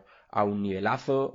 Realmente yo no le creía tan apasionado de lo que hacía hasta que he visto que ahora mismo es prácticamente una de las grandes figuras que hay en la industria. Sí, Ya no solo a nivel leyenda, sino también por cómo ayuda para desarrollarla, quiero decir. Totalmente. Creo que no hay nada más que añadir en ese sentido, ¿no? No. Bueno, y Booker T Triple H por este campeonato mundial peso pesado. Yo tengo que reconocer que este feudo a mí me gusta particularmente porque además viene con un poco después de la creación de Evolution. Y bueno, en un Raw normal, Booker T gana una Battle Royale donde elimina en último lugar a The Rock para convertirse en ese contender al título que tenía Triple H. Y a partir de ahí, pues bueno, se monta un feudo con Evolution, en el que tienen varios desencuentros, y se llega a este combate que bueno, a mí no me parece un combate tampoco espectacular, sí que me parece un combate decente, pero que no tiene ningún momento grande, ningún highlight destacadísimo que le diese un plus a la hora de valorarlo, yo creo. Entonces, sí, dime. Uy, perdón. No, dime. Sí. No, el combate se va, a mi parecer, demasiado largo, ¿no? Además, era una historia que sí que estaba bien trabajada, sobre todo con Triple H constantemente haciendo alusión a lo malo que era King Booker e incluso vejándole de forma prácticamente racista, ¿no? En el momento de hecho lo hace, sí, en una promo. Exacto, en la promo esa que todos recordaréis absolutamente lamentable en el que, bueno, pues sobre todo Vince McMahon, si no recuerdo mal, le llama niga a Ray Booker, ¿no? Una cosa que... Sí, que... le viene a decir Triple H, bueno, para el que no lo sepa, que no va a ser el primer negro en ser campeón de la WWE. Sí, básicamente. Perdón, mundial peso pesado.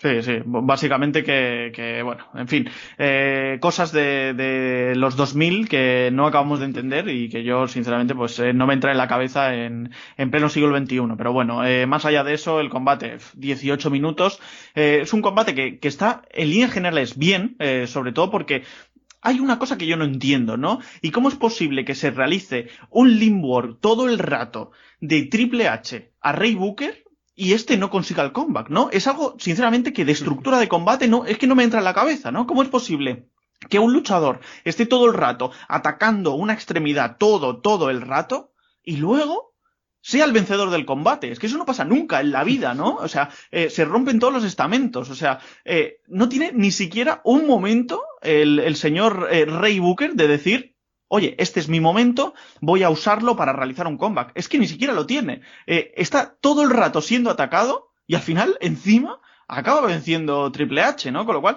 es algo que no acabamos de entender, sobre todo porque venían de una buena historia y todo el mundo creía que iba a ganar Booker T. Todo el mundo creía que iba a ganar Booker T, ¿no? Y finalmente no pasa, no ocurre. Me recuerda un poco a ese Roman Reigns Brock Lesnar que acaba ganando Brock Lesnar, que todo el mundo creía que Roman Reigns iba a ganar. Pues aquí me pasa un poco igual. La verdad que yo todo lo que he visto, todos los comentarios que he visto, alguna review antigua que he visto, todo el mundo decía, si es que lo lógico era que Booker ganara, o sea, nadie esperaba lo contrario.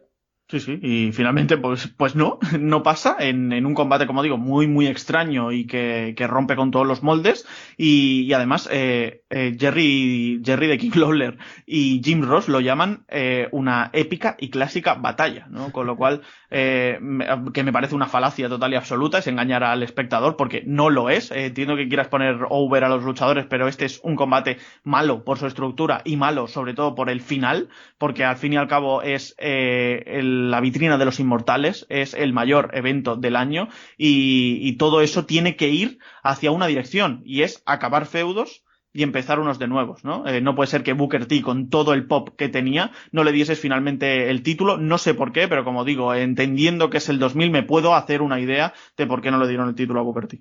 Sí, tendría sentido, la verdad, pensar eso. Bueno, como tú dices, como bien dices, pues bueno, a mí el combate también se me hizo un poquito largo en ese sentido, pero por lo que te digo, porque son dos luchadores correctos que la verdad que dan un combate que está bien, pero que no es un combate espectacular, y ya llega un punto en que cuando ya has visto el repertorio de ambos, pues no tiene mucho más sentido seguir alargándolo. Si no le vas a dar algún spot espectacular, si no vas a...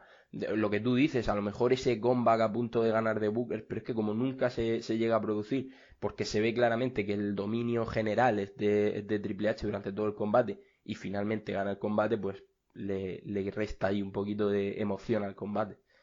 Sí, sí, sí. Y bueno, y lo del selling de Booker, la verdad que en cuanto a las rodillas sí que hace un gran trabajo, porque hay un momento en el que se pone como a ejecutar un movimiento y se tira al suelo de no poder... A mí me gustó mucho, la verdad que me llamó bastante la atención, porque Sí. no veo tantos selling buenos últimamente, y la verdad que este me gustó en especial. Sí, no, la verdad es que es un buen trabajo de Booker T. Es un gran trabajo y lo vende muy bien, es lo que tú dices. No suele ocurrir. Hay pocos luchadores ahora en la actualidad que vendan tan bien al rival. Por ejemplo, uno de ellos sería en este caso Brock Lesnar, ¿no? Que la gente nunca lo tiene en consideración para este tipo de cosas, pero es uno de los tipos que mejor vende los golpes de su rival. Todos los combates que tiene Brock Lesnar parecen combates de alto standing, ¿no? Independientemente del luchador contra el que se enfrente, y eso dice mucho y muy bien, por ejemplo, de una persona como la Bestia Encarnada. Uh-huh. Y después de este combate por el Campeonato Mundial Peso Pesado, teníamos ese Hulk Hogan contra Vince McMahon en una Street Fight match. Recordemos que estamos hablando de dos luchadores de más de 50 años en ese momento. Bueno, Hogan tenía 49, creo, todavía, pero iba a cumplir los 50 ese año. Así que yo te voy a dar mi opinión así por encima. Me parece que es un combate muy al estilo de Vince McMahon, que bueno, se convirtió en algo pomposo que nos acompañó durante todo el evento. Ya sabes que hubo, por ejemplo, un segmento de Stacy Claver y Torrie Wilson, cada una defendiendo a uno. Bueno, le fueron dando un poquito de hype durante todo el evento, y bueno, levantó mucha expectación al final, pero a mí la verdad que como combate, pues se me hizo bastante pesado. Sí, es que no es un combate, eso Bueno, es una sí, brawl, exactamente. realmente. O sea, además ya lo dice la estipulación, no es una street fight, y además este era el combate que estaba en todos los pósters. Era el combate por el que se vendía este pay-per-view, Es ¿no? que Hulk Hogan. Hulk Hogan siempre ha tenido ese poder de atracción, yo creo. Sí, no, está claro. Hulk Hogan es Hulk Hogan, siempre lo va a ser, independientemente de que a mí no sea un luchador que me guste, ni porque tenga una habilidad en el ring escandalosa, que no la tiene, ni por cómo actúa con sus compañeros en el backstage, ¿no? Y también porque su selling es horrible y nunca quiere quedar por debajo de nadie, ¿no? Entonces, ese es su gran problema, yo creo, como leyenda, creo que es la leyenda que menos se ha sacrificado quizá por la compañía, o sea, por sus compañías o por donde ha estado, sino que él tenía que ganar porque ya era Hulk Hogan, había conseguido ese nombre y tenía que ganar los combates, sin más. Sí, recordemos que en WCW él no era campeón, que era Randy Savage, y aún así todas las historias giraban en torno a Hulk Hogan, ¿no? Es una persona extremadamente ególatra que quiere recibir el spotlight y quiere recibir todo el foco, ¿no? Independientemente de eso, el combate como combate es horrible, el combate como Street Fight, que era su estipulación, es muy bueno, a mi parecer, ¿no? Sobre todo porque hay muchos spots divertidos, muchos spots en los que vemos realmente cómo la crudeza que hay en el ambiente, pues capitaliza, y vemos a un Hulk Hogan y a un Vince McMahon que realmente se están prácticamente matando, ¿no? Hay un momento también icónico que todo el oyente hispanohablante recordará, ¿no? Y esa silla que al final acaba dando a Hugo Sabinovich, ¿no? Que al parecer estaba pactado en un primer momento, pero poca gente lo sabía. Se queda el comentarista español absolutamente hecho polvo, en español, no español, perdón. Y bueno, empiezan a sangrar todos, muchísima sangre al estilo de los años 2000, Hay también mucho chase shot a la cabeza que ahora es impensable, pero bueno, Sabinovich de hecho se lo lleva. Sí, se lo lleva y se lo lleva a propósito. Él quiere llevárselo, Sí, ¿eh? sí, sí. Y eso, y ahora mismo todo el mundo cantaría CTE, ahora, pero en su época no, porque, bueno, era otra época, y menos mal que eso ya no ocurre también, ¿no? Es que han pasado tantas cosas, ¿no? En estos años, desde el 2003 hasta ahora 2020 han pasado tantas cosas, y se ha mejorado, a mi parecer, tanto la industria, y aún así nos queda muchísimo que mejorar, ¿no? No quiero hacer tampoco una alegoría al todo magnífico, porque no lo es, pero sí que la seguridad de los luchadores se ha incrementado muchísimo dentro del ring. Por eso cuando Cody se llevó ese chair shot al inicio de All Elite Wrestling con si no recuerdo mal fue con Shawn Spears, ¿verdad? Que se llama el Chainmark, pues sinceramente yo no lo vi bien, porque esto es lo que provocó que muchos luchadores pues tuviesen conmociones cerebrales, tuviesen luego problemas, gente que incluso está perdiendo la memoria, gente que bueno, no voy a comentar a Chris Benoit, pero es uno de los casos flagrantes, y en definitiva pues son cosas que no deberían pasar en la actualidad, y por suerte pasan cada vez menos, ¿no? Y el caso de Hulk Hogan y Vince McMahon pues es el caso típico de una pelea en esta época, ¿no? Son las reminiscencias de lo que le gustaba a Vince McMahon, ¿no? Es algo completamente fuera de lo común, es un Hulk Hogan y un Vince McMahon que se pegan y se pelean como si no hubiese un mañana. Y hay de todo, hay low blows, hay sangre a raudales, hay de todo. Aparece Roddy Piper también. Sí, aparece Roddy Piper porque sí, quiero decir, o sea, es algo increíble, ¿no? Tenemos también al árbitro que cae en millones de ocasiones, ¿no? En definitiva, bueno, fue de todo. Fue un combate que juntó todo lo que le gusta a Vince McMahon, ¿no? Que es un combate overbuqueo por activa y por pasiva, viene todo el mundo, destrozo a todos los árbitros, sangro más que nunca en toda mi vida, me pego en una escalera, me pego en una silla, me pego en la mesa de los comentaristas, ¿no? Bueno, fue la típica locura que le encanta a Vince McMahon, que todavía vemos algunas pinceladitas de eso en la actualidad, cada vez menos también, y menos mal, pero en definitiva fue un combate bueno, que evidentemente gana Hulk Hogan, porque Hulk Hogan no pierde ni a las canicas, y ya está, ¿no? Hulk Hogan vuelve a ser el héroe del pueblo, Hulkamania vive, y los Hulkster, extremadamente contentos, ¿no? Es un combate que no se me hace largo, sinceramente, es un combate divertido, entretenido, con muchos spots, con muchas cositas diferentes. Sí, me sigue pareciendo extraño ver a Vince McMahon dentro del ring, la verdad. Siempre que lo he visto, nunca me ha acabado de convencer, a pesar de que... Te iba a preguntar justo eso, que me dieras tu valoración un poco de Vince dentro del ring. Sí, a ver, en su momento era un tipo que estaba fuerte, ¿no? Fuertísimo, ¿no? Estaba más fuerte que el vinagre, Vince McMahon, ¿no? Y la verdad es que su apariencia física pues es la de un luchador. Lo que pasa es que pues dentro del ring pues tiene sus limitaciones, evidentemente, y se nota, y para hacer un tipo de combate al estilo de con mucho storytelling, con mucho overbooking, pues no me parece mal, ¿no? Aún así, sinceramente creo que no debería estar en una cartelera Vince McMahon, porque debería dedicarse a otras cosas, ¿no? Lo ha dejado también, gracias a Dios, y que era una persona que era mayor, ¿no? Como tú bien comentabas, ¿no? 58 años tenía en 2003. Correcto. Quiero decir, y a pesar de que estaba como un toro, pues no podemos obviar que con esa edad no se pueden hacer demasiadas cosas. Alex, si llego yo a los 58 años como está Vince McMahon, como estaba en ese momento, yo, vamos, me doy con un canto en los dientes. Sí, Ya sí, te lo yo. digo. Y yo, seguro. Bueno, recordemos que Hogan, si no ganaba este combate, tenía que retirarse definitivamente. Porque bueno, era una de las estipulaciones que había puesto McMahon para que se sucediese ese enfrentamiento. Y también, ya que hablas de Vince McMahon, yo creo que me sorprendió bastante el spot del leg drop desde la escalera a la mesa de comentarios. Porque ya te digo, al final son dos hombres mayores haciendo cosas que hay gente joven que no hace. Sí, no, está claro. Y la verdad que, a ver, otra cosa no se le puede negar, pero Hulk Hogan estaba metido en este combate, ¿no? Y Hulk Hogan sentía que este combate era importante, también porque lo habían puesto en todos los pósters y en todos los carteles, y eso supongo que le dio la dosis de ego que necesitaba el de Real American, ¿no? Entonces, es un combate que, como te digo, es divertido, tiene algún spot entretenido, como ese de la leg drop, tiene el momento mítico de Hugo Sabinovich, tiene alguna cosita interesante, tiene la aparición de Roddy Piper, luego también aparece al acabar el combate el bueno de Shane McMahon, ¿no? Así que en definitiva, pues bueno, pasa de todo y es un combate que acaba ganando Hulk Hogan. La leyenda pervive, la leyenda continúa y no se retirará para nunca, para siempre, perdón. Seguirá vivo hasta el infinito Hulk Hogan, ¿no? Que era un poco lo que quería también el Hulkster, el bueno del Hulkster.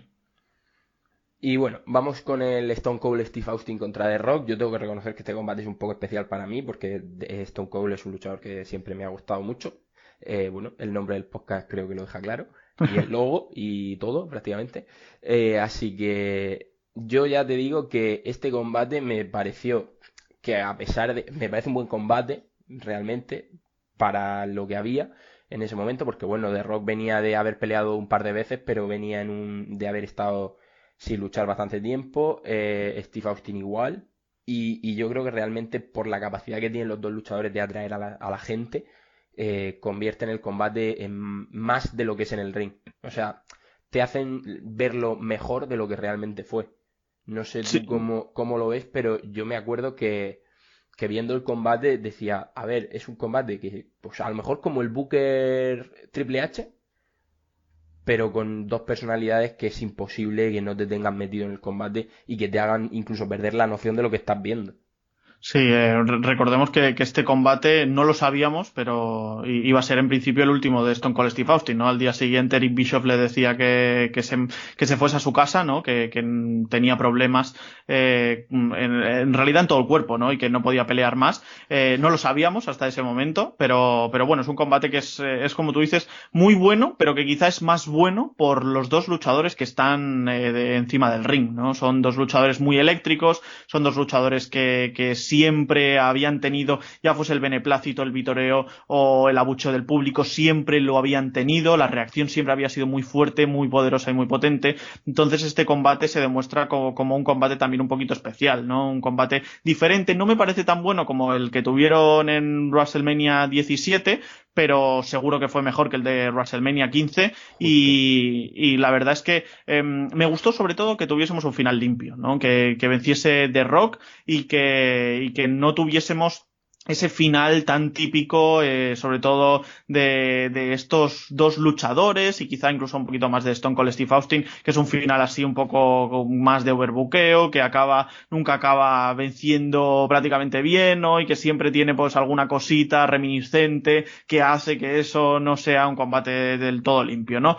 Aún así es un combate, como digo, de mucha fuerza, de mucha potencia, sobre todo de tener a la gente metidísima y es un combate muy bueno, sinceramente. Es un combate tremendamente fuerte, sobre todo porque The Rock se demuestra aquí como un luchador muy, muy, muy bueno. Además, The Rock también venía con la premisa de que no había podido vencer a Stone Cold Steve Austin en las dos ocasiones anteriores, por tanto, era el momento, el punto de inflexión para Dwayne Johnson, para La Roca, ¿no? Era el momento en el que decía, es ahora o nunca. Si vuelvo a perder contra Stone Cold Steve Austin, se acaba todo, ¿no? Y finalmente consigue vencer, consigue salvar esas dos derrotas iniciales para pues bueno, acabar siendo pues un luchador también icónico a la par y evidentemente que el bueno de Stone Cold. Sí, a ver, por poner un poco en contexto, pues eso, The Rock un día sale y dice, después de perder de hecho la batalla real con Booker, en una entrevista que le hacen, pues se ríe de que la afición de WWE haya elegido a Stone Cold como el mejor luchador de la década y dice que no está de acuerdo y demás, y justo a la semana, sí, 2 semanas después, si no me equivoco, llega Stone Cold a Raw, hace una promo, le interrumpe The Rock y ahí está el combate que yo creo que todo el mundo quería ver, así que se construyó solo prácticamente.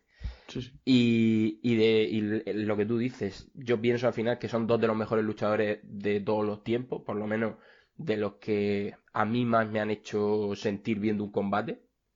De hecho, por ejemplo, bueno, salió la noticia de que The Rock y Roman Reigns podrían enfrentarse en WrestleMania 37 y yo es verdad que soy un poco nostálgico, pero me encantaría ver ese combate. Imagino que The Rock no está tampoco muy allá en cuanto a lo mejor ahora mismo a técnica, tendría que entrenar y demás bastante, pero yo no sé tú, pero a mí me encantaría verle de nuevo.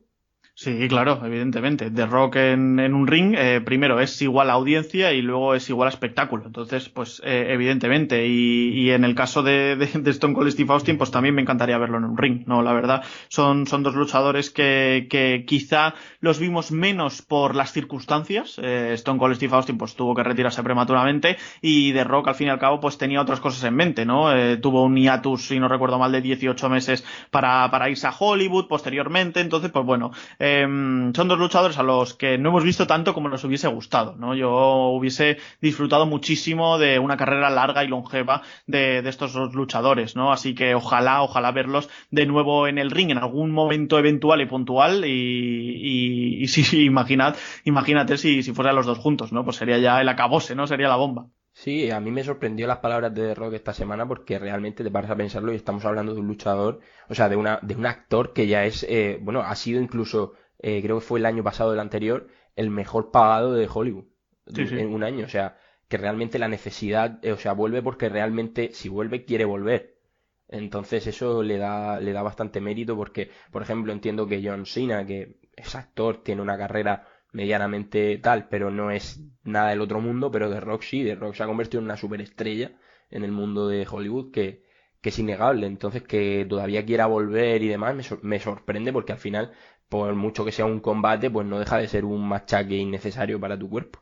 Sí, él ya dijo que se había retirado de forma callada del ring, ¿no? Es decir, que él no había dicho a los cuatro vientos que se retiraba, pero que sí que lo había ido dejando un poco apartado, ¿no? ¿Qué pasa? Que The Rock tiene esa espinita clavada, ¿no? Tiene ese algo de ser amante de la lucha libre, ¿no? Nunca te puedes deshacer de tu etapa como luchador y sobre todo de esas ganas de volver a estar en el ring, de tener el apoyo del público, de sentirte importante enfrente de una audiencia enorme, ¿no? Entonces, yo entiendo, ¿no? Que tenga ese gusanillo y que, oye, si finalmente tenemos ese combate, como se ha estado rumoreando estos últimos días, entre Roman Reigns y el propio The Rock, bienvenido sea, bienvenido sea. A mí me encantaría ver sin duda a The Rock, al Brahma Bull, en el ring, por supuesto. Bueno, si Roman Reigns no acaba en Main Event luchando contra Ricochet o algo así, porque habrá que ver cuando vuelva si Vince le sigue queriendo como le quería. Sí, sí, es la cara de la compañía y lo va a ser, ¿eh? Yo creo que ahí no hay duda. Sí que es cierto que bueno, que ya lo hemos ido comentando semana tras semana, ¿no? Vince McMahon parecía, aunque luego se desmintió, que no había estado demasiado contento con Roman Reigns por ese momento en el que decidió no participar en WrestleMania. Yo, sinceramente, es algo que me creería de Vince McMahon, pero también entiendo que es algo que ya se va a otro nivel, ¿no? Es a una cota mucho más elevada, ¿no? Está velando por su salud. Es un luchador que el año pasado recayó de su leucemia. Recordemos que Roman Reigns era luchador de NFL y cuando le hicieron las pruebas médicas salió que tenía pues los leucocitos bajos y los glóbulos blancos y que por tanto tenía un problema y ese problema era que tenía cáncer, ¿no? Que tenía leucemia, ¿no? Entonces siempre le ha perseguido durante toda su carrera. Es obvio y evidente que tenía que curarse en salud, el bueno de Roman Reigns, y además recientemente conocimos que su mujer está embarazada de gemelos, con lo cual con muchísima más razón. Ya me puede decir Misa, el jefe de la compañía, ya puedo ser yo el campeón absoluto de la empresa, que yo no voy a arriesgar mi salud teniendo a una familia que me está esperando en casa y a unos hijos en camino. Roman Reigns no va a tener ningún problema tanto a nivel en WWE como si por un casual de verdad Vince fuera tan déspota como para hacer eso, no acabaría, o sea, su carrera no acabaría ahí. Creo que No, no. tendría una carrera muy próspera, igual que la que le espera en WWE seguramente. Sin duda, sin duda. Y por último, vamos con ese main event de la noche. El campeón de WWE, Kurt Angle, se enfrentaba al ganador del Royal Rumble, Brock Lesnar, que ya lo has citado tú antes. Y de hecho te quería preguntar, porque yo sé que hay mucha gente en contra de este luchador, sobre todo por sus últimos años en WWE. Pero yo, siendo un luchador que a mí no me gusta, en el sentido de que me parece que un part-timer que ocupe tantísimo protagonismo me parece excesivo, como luchador es innegable que es uno de los mejores. Sí, hay que saber diferenciarlo, sobre todo. El hecho de que Brock Lesnar esté teniendo este tipo de repercusión en WWE, sea luchador part-timer, pues porque tenga otras cosas o porque WWE lo quiera así, no significa que sea un mal luchador dentro del ring. Y no significa que fuera o en el backstage sea un luchador como vemos en televisión. La gente muchas veces se come el kayfabe totalmente, ¿no? Y cree que Brock Lesnar es así en la vida real y no lo es. Lo hemos visto en repetidas y múltiples ocasiones, como él intentó ayudar a R-Truth para que saliese más en televisión porque le gustó esa promo que hizo con él, cómo le dice a Drew McIntyre que coja el título para que esté muchísimo más over el escocés, cómo se ha comentado en diversas ocasiones que cuando se van todos juntos o se va buena parte del roster a tomar algo, Brock Lesnar paga las bebidas, ¿no? Es decir, la gente tiene que saber diferenciar entre lo que pasa en el apartado creativo y lo que pasa dentro del ring, ¿no? Brock Lesnar es un buen tipo y además no solo es un buen tipo, sino que es un luchador de 10 y ahora sin duda lo vamos a comentar en este combate. Sí, bueno, porque la verdad que este combate tiene para mí un momento que podría haber sido maravilloso y que acaba siendo un botch, pero que podría haber sido, vamos, probablemente uno de los mejores momentos de WrestleMania que yo haya visto. Bueno, en definitiva voy a comentar así un poquito por encima el contexto del combate. Ya sabemos, Brock Lesnar gana el Royal Rumble y reta a Kurt Angle por el WWE Championship. Esta historia se alarga un poquito en el tiempo porque tienen varios combates. De hecho, hay un momento muy interesante que es en el que Lesnar reta a Kurt a un combate en SmackDown, pero Kurt Angle aparece encapuchado y se cambia con su hermano, que recibe una paliza de Brock Lesnar, se pone a hacerle el conteo a Brock Lesnar, pero se da cuenta de que evidentemente no es Kurt. Esto hace que se vuelva loco, aprovechan el despiste para cambiarse otra vez los hermanos y Kurt le hace un roll-up y gana el combate. Bueno, después de todo esto, pues ya le dice Stephanie McMahon que no puede hacer trampas, que tiene que ser un combate limpio el de WrestleMania. Y a mí me encantó el combate, la verdad no está a la altura del Jericho Michaels, pero para mí se queda bastante cerca. Sí, incluso yo, fíjate que a pesar del Shooting Star Press fallido, creo que ese movimiento aún así queda bien, ¿no? Es decir, Brock Lesnar llega tarde, evidentemente, en ese Shooting Star Press y se come la lona con la cabeza en un movimiento que podría haberle dejado pues, prácticamente parapléjico, ¿no? Quiero decir, es un movimiento muy, muy, muy arriesgado que no le sale bien y qué pena bochear en los momentos finales de un main event de WrestleMania, ¿no? Qué pena, ¿no? Pero aún así queda bien, ¿no? Porque al final Kurt Angle se resarce, lo hace bastante bien, intenta volver a ejecutar su finisher y al fin y al cabo, pues Brock acaba peleando y acaba consiguiendo ese F5 de nuevo para la victoria, ¿no? ¿Tú crees que el Shooting Star Press, que es lo que yo pienso, estaba preparado para ser el final del combate?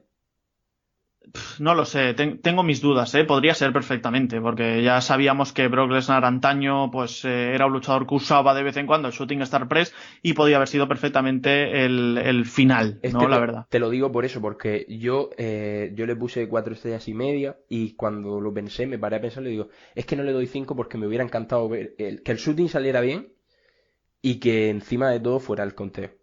Creo Sí, que eso hubiera sido el final perfecto sí. al combate. Sí, hubiese sido, yo también creo que hubiese sido el final del combate, ¿eh? Aún así, como digo, es que Kurt Angle era un experto en llevar los combates, era un absoluto y total experto, ¿no? No solo era un luchador técnico, un luchador con un background espectacular, sino que además el tío tenía una visión espacial fuera de lo común, o sea, Claro. Kurt... Es que yo no dudo que fue Kurt el que cuando no salió le dijo, vamos a darle un final bien. porque sí. realmente creo que nadie hubiera querido que el final hubiera sido ese Shooting Star Press fallido, porque evidentemente Kurt Angle está muy lejos cuando salta Brock, que a mí me sorprende que Brock no se dé cuenta antes y lo mueva un poco, Ujú. o incluso que el propio Kurt no se dé cuenta y se acerque, porque es que está muy lejos.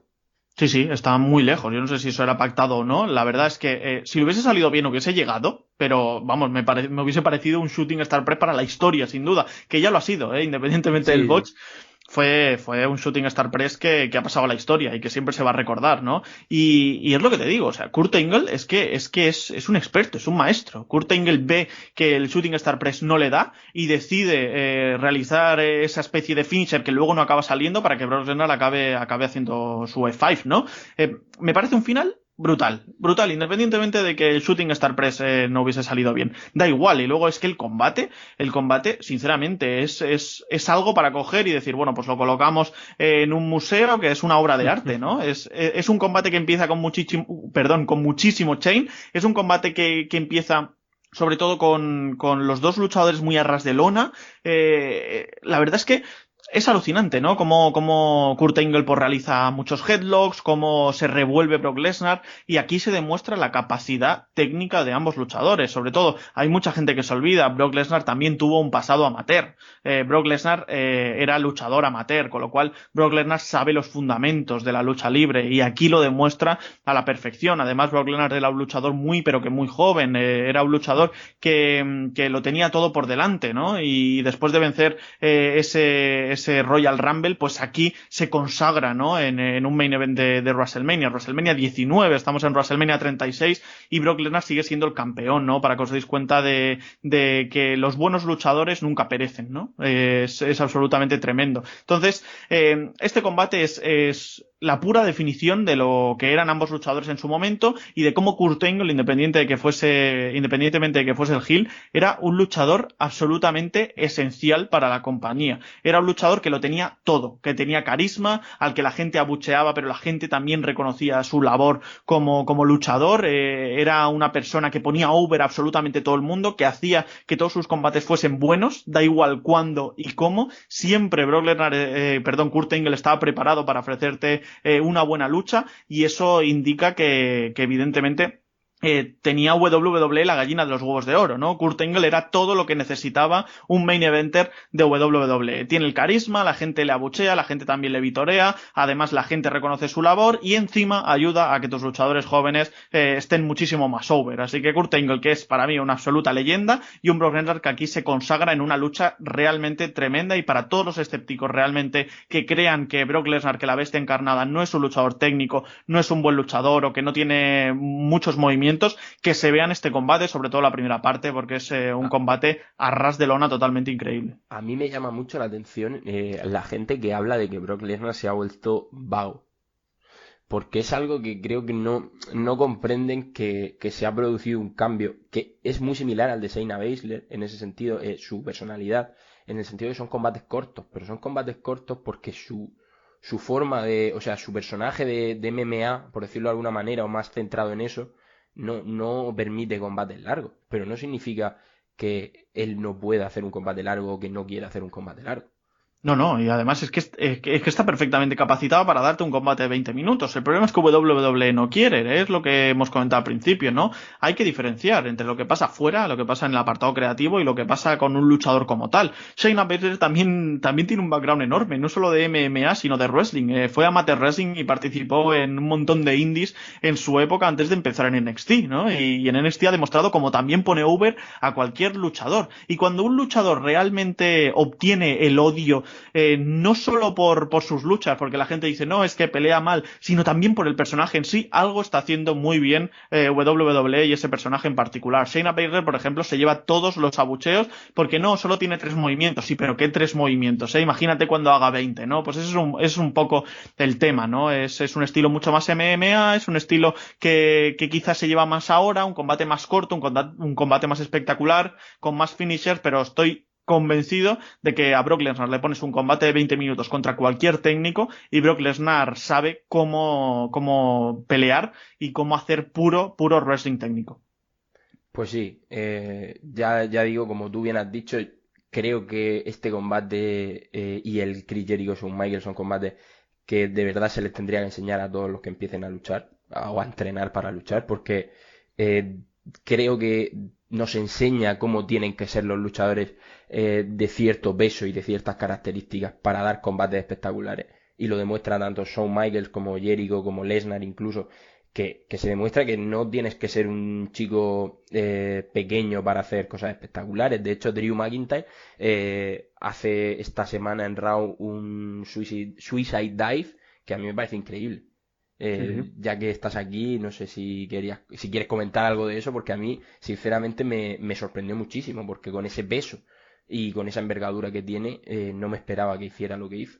Sí, bueno, ese tope con giro ya lo hacía en las independientes, ya lo hacía cuando fue expulsado de WWE y cuando todavía no estaba del todo fuerte, ¿no? Como ahora que es una bestia parda, ¿no? Pero ya te digo, es que son luchadores que muchas veces no nos damos cuenta de que pueden hacer más cosas de las que hacen en WWE, quizá porque están un poquito más capados, porque el tiempo es el que es, porque tienes a muchas más superestrellas que pues que tienes al fin y al cabo que desarrollar. Tienes a una cantidad ingente de luchadores en historias. Entonces, a pesar de que las historias sean más o menos buenas, todas esas tienen que ir desarrollándose de mejor o peor forma. Por tanto, el tiempo es el que es, a pesar de que tengamos 3 horas cada semana de Raw, los luchadores son muchísimos y por tanto hay que tener en cuenta eso, ¿no? También sí que me hubiese gustado en líneas generales que WWE hubiese apostado un poquito más por esos combates de main event. Hemos visto en estas WrestleManias y todavía lo seguiremos viendo más adelante en la 20, la 21, la 22, etcétera, como los main events suelen ser lo más importante y lo que realmente obtiene más minutos dentro del ring. Y eso es algo que creo que es una fórmula que funciona bastante bien. Es el combate más esperado, es el combate que todo el mundo cree que puede ser el mejor, porque al fin y al cabo es por un campeonato importante. Entonces, que WWE haya decidido que estos combates sean los combates finales y solo con finishers y con movimientos especiales y demás, a mí no me acaba de convencer. Creo que es una fórmula errónea y creo que la gente lo que quiere ver es el combate especial, el combate espectacular y el combate que va a estar en el top de la cartelera. Por tanto, que les des tan pocos minutos a este tipo de luchadores, pues sinceramente creo que daña un poquito al espectáculo y al producto. Independientemente de eso, pues hay muchos luchadores que pueden hacer muchísimas cosas, muchas más cosas de las que hacen en WWE. No es que sea una crítica en líneas generales a WWE, sino a la cantidad de luchadores que tienen, a la cantidad de historias que quieren proponernos y a lo que eso supone evidentemente para el tiempo de lucha. Sí, sin duda, a mí me hubiera encantado ver un Brock Lesnar Drew muy largo, o sea, muy largo, me explico, 20, 22, 23 minutos, porque creo que los dos están en condiciones de hacer eso, y creo que hubiera quedado mucho mejor tanto para Drew como campeón, como para Brock, que bueno, que creo que le hubiera reivindicado en ese aspecto que, como tú dices, pues la gente tiende a criticarle. Sí, sí. Y, Sin duda. Y seguro que a él no le habría importado luchar tanto tiempo. Yo No, estoy convencido. Yo creo que tampoco. La verdad es que Brock Lesnar es amante de la lucha libre, amante del wrestling, lo disfruta, independientemente de que sea el luchador que más cobra dentro de la compañía, según Forbes, 10 millones al año, 10 millones al año, se dice pronto. Yo estoy convencido de que sigue teniendo ese amor por el wrestling, por la lucha libre, y que sin duda, si los creativos de WWE, perdón, le dicen, oye, vas a tener que pelear 10-15 minutos, vas a tener que colocar over a esta persona, vas a tener que tal cual, él lo va a hacer, encantado. Recordemos que Brock Lesnar siempre ha sido campeón y ha sido un campeón fuerte, ha sido un campeón que realmente ha demostrado su capacidad, pero que además siempre ha sido un campeón para poner over a otro. Todos los campeones, toda la gente que vence a Brock Lesnar es porque van a ser el siguiente top de la compañía, porque van a ser la siguiente cara de la compañía. Y eso dice mucho de Brock Lesnar, ¿no? Como Brock Lesnar es el último escollo, el jefe final, el boss final, para finalmente convertirse y consagrarse como una estrella que transgrede todos los mundos dentro de WWE. Claro, es que la gente tiene que tener en cuenta, y ya con esto vamos a ir terminando, que Brock al final pierde los combates igual que los gana muy rápido, los pierde muy rápido. Entonces, si él no quisiera quedar mal, él para perder un combate haría lo indecible, y realmente el combate, por ejemplo, con Drew son 4 minutos, 5 minutos, como mucho, Sí, menos no más. incluso. Entonces, eso también le deja mal, aunque la gente crea que no, vale, porque le aplica 3 Claymore Kicks o las que sean, pero no significa que quede bien, porque de hecho no lo hace. Entonces, Sí. creo que eso la gente tiene que tenerlo en cuenta, valorar a Brock en su justa medida, porque cuando se marche será uno de los luchadores que echemos de menos. Ya te digo, a mí me hubiera encantado que tuviera una carrera a tiempo completo, sobre todo porque creo que la ha podido tener pero no ha querido, o no han querido que la tenga. No sé qué sería peor, porque es un luchador que todas las semanas te traería, es como Ronda cuando estaba a tiempo completo, o sea, te trae audiencia todas las semanas. Entonces creo que en ese sentido WWE se ha equivocado y que Brock, bueno, pues un futuro Hall of Fame que se lo ha ganado. Sí, sin duda. O sea, es uno de los luchadores más completos de la historia de WWE y no tengo ningún pesar ninguno en decirlo, ¿no? Es un luchador que ha puesto over a infinidad de luchadores, es un luchador que ha estado siempre en el top de la compañía, que nunca ha caído ni un ápice. Recordemos que aquí es su primer main event de WrestleMania y es campeón. Y han pasado de esto, pues, desde el 2003, 17 años, ¿no? Quiero decir, para que os deis cuenta de la capacidad que tiene el bueno de Brock Lesnar. Así que sin duda es un futuro Hall of Famer y es un luchador que para mí, a ojos del aficionado, es uno de los luchadores más underrated, ¿no? Uno de los luchadores más infravalorados de la historia de la compañía. Sí, sin duda. Pues bueno, Alex, te quiero dar las gracias por haberte pasado, por haber comentado con nosotros este pedazo de WrestleMania. Y ya sabes que esta es tu casa. Si quieres hacer algo más de promo, yo de ti recomendaría ese episodio especial, o bueno, episodio que tienes con Alex Jiménez sobre los despidos de WWE. Y bueno, es tu momento.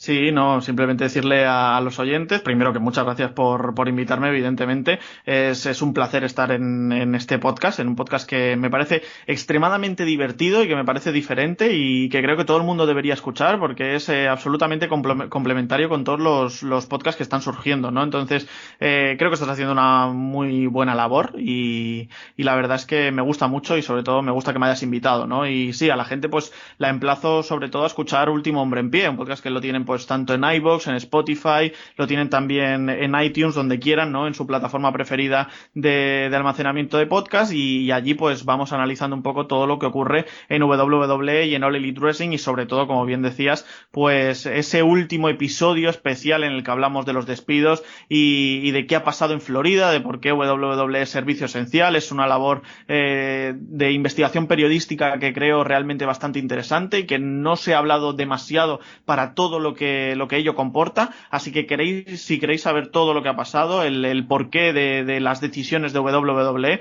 pues os emplazo a escucharlo y lo dicho, muchísimas gracias por invitarme y ya sabes que estás siempre invitado a pasarte por Último Hombre en Pie. Y a ti por pasarte por aquí, porque ya te digo, no habías venido todavía, que es lo que has dicho tú al principio, y tenía ya ganas de que te pasaras. Bueno, pues como ya te he dicho, muchísimas gracias y nosotros vamos a ir ahora con la carta del 24/7 Stunner Championship, así que de nuevo gracias Alex y nos vemos. A ti. Stunner 24/7 Championship. En la compañía donde desempeñé la mayoría de mi carrera soy una gran leyenda. He ganado absolutamente todo lo que se podía ganar en ella y tengo todos los méritos que pueden conseguirse en ella. Empecé luchando allí con otro nombre, pero tras mi paso por el wrestling puertorriqueño, el hombre que me contrató para luchar allí me dio el gimmick que me haría famoso en el mundo de la lucha libre. También hice mis pinitos en lucha libre AAA Worldwide, donde trabajé de forma esporádica entre 2004 y 2012, y también en Ring of Honor, donde llegué a ser campeón de tríos entre 2004 y 2006. Aunque nunca llegué a luchar para WWE, ahora sí que soy empleado de la compañía. Si aún no sabes quién soy, te diré que soy estadounidense y que he sido el campeón más pesado de una división histórica de la compañía donde he desempeñado casi toda mi carrera. Como siempre, muchísimas gracias a todos los que habéis llegado al final del episodio, espero que lo hayáis disfrutado, espero que os haya gustado la charla que hemos mantenido con Alex Gómez y os emplazo a que el próximo jueves tendréis disponible otro nuevo episodio. En esta ocasión ya sé sobre qué vamos a hablar, pero lo iré anunciando durante la semana en Twitter. Y pues sin más, muchísimas gracias de nuevo y nos vemos la semana que viene. Un saludo.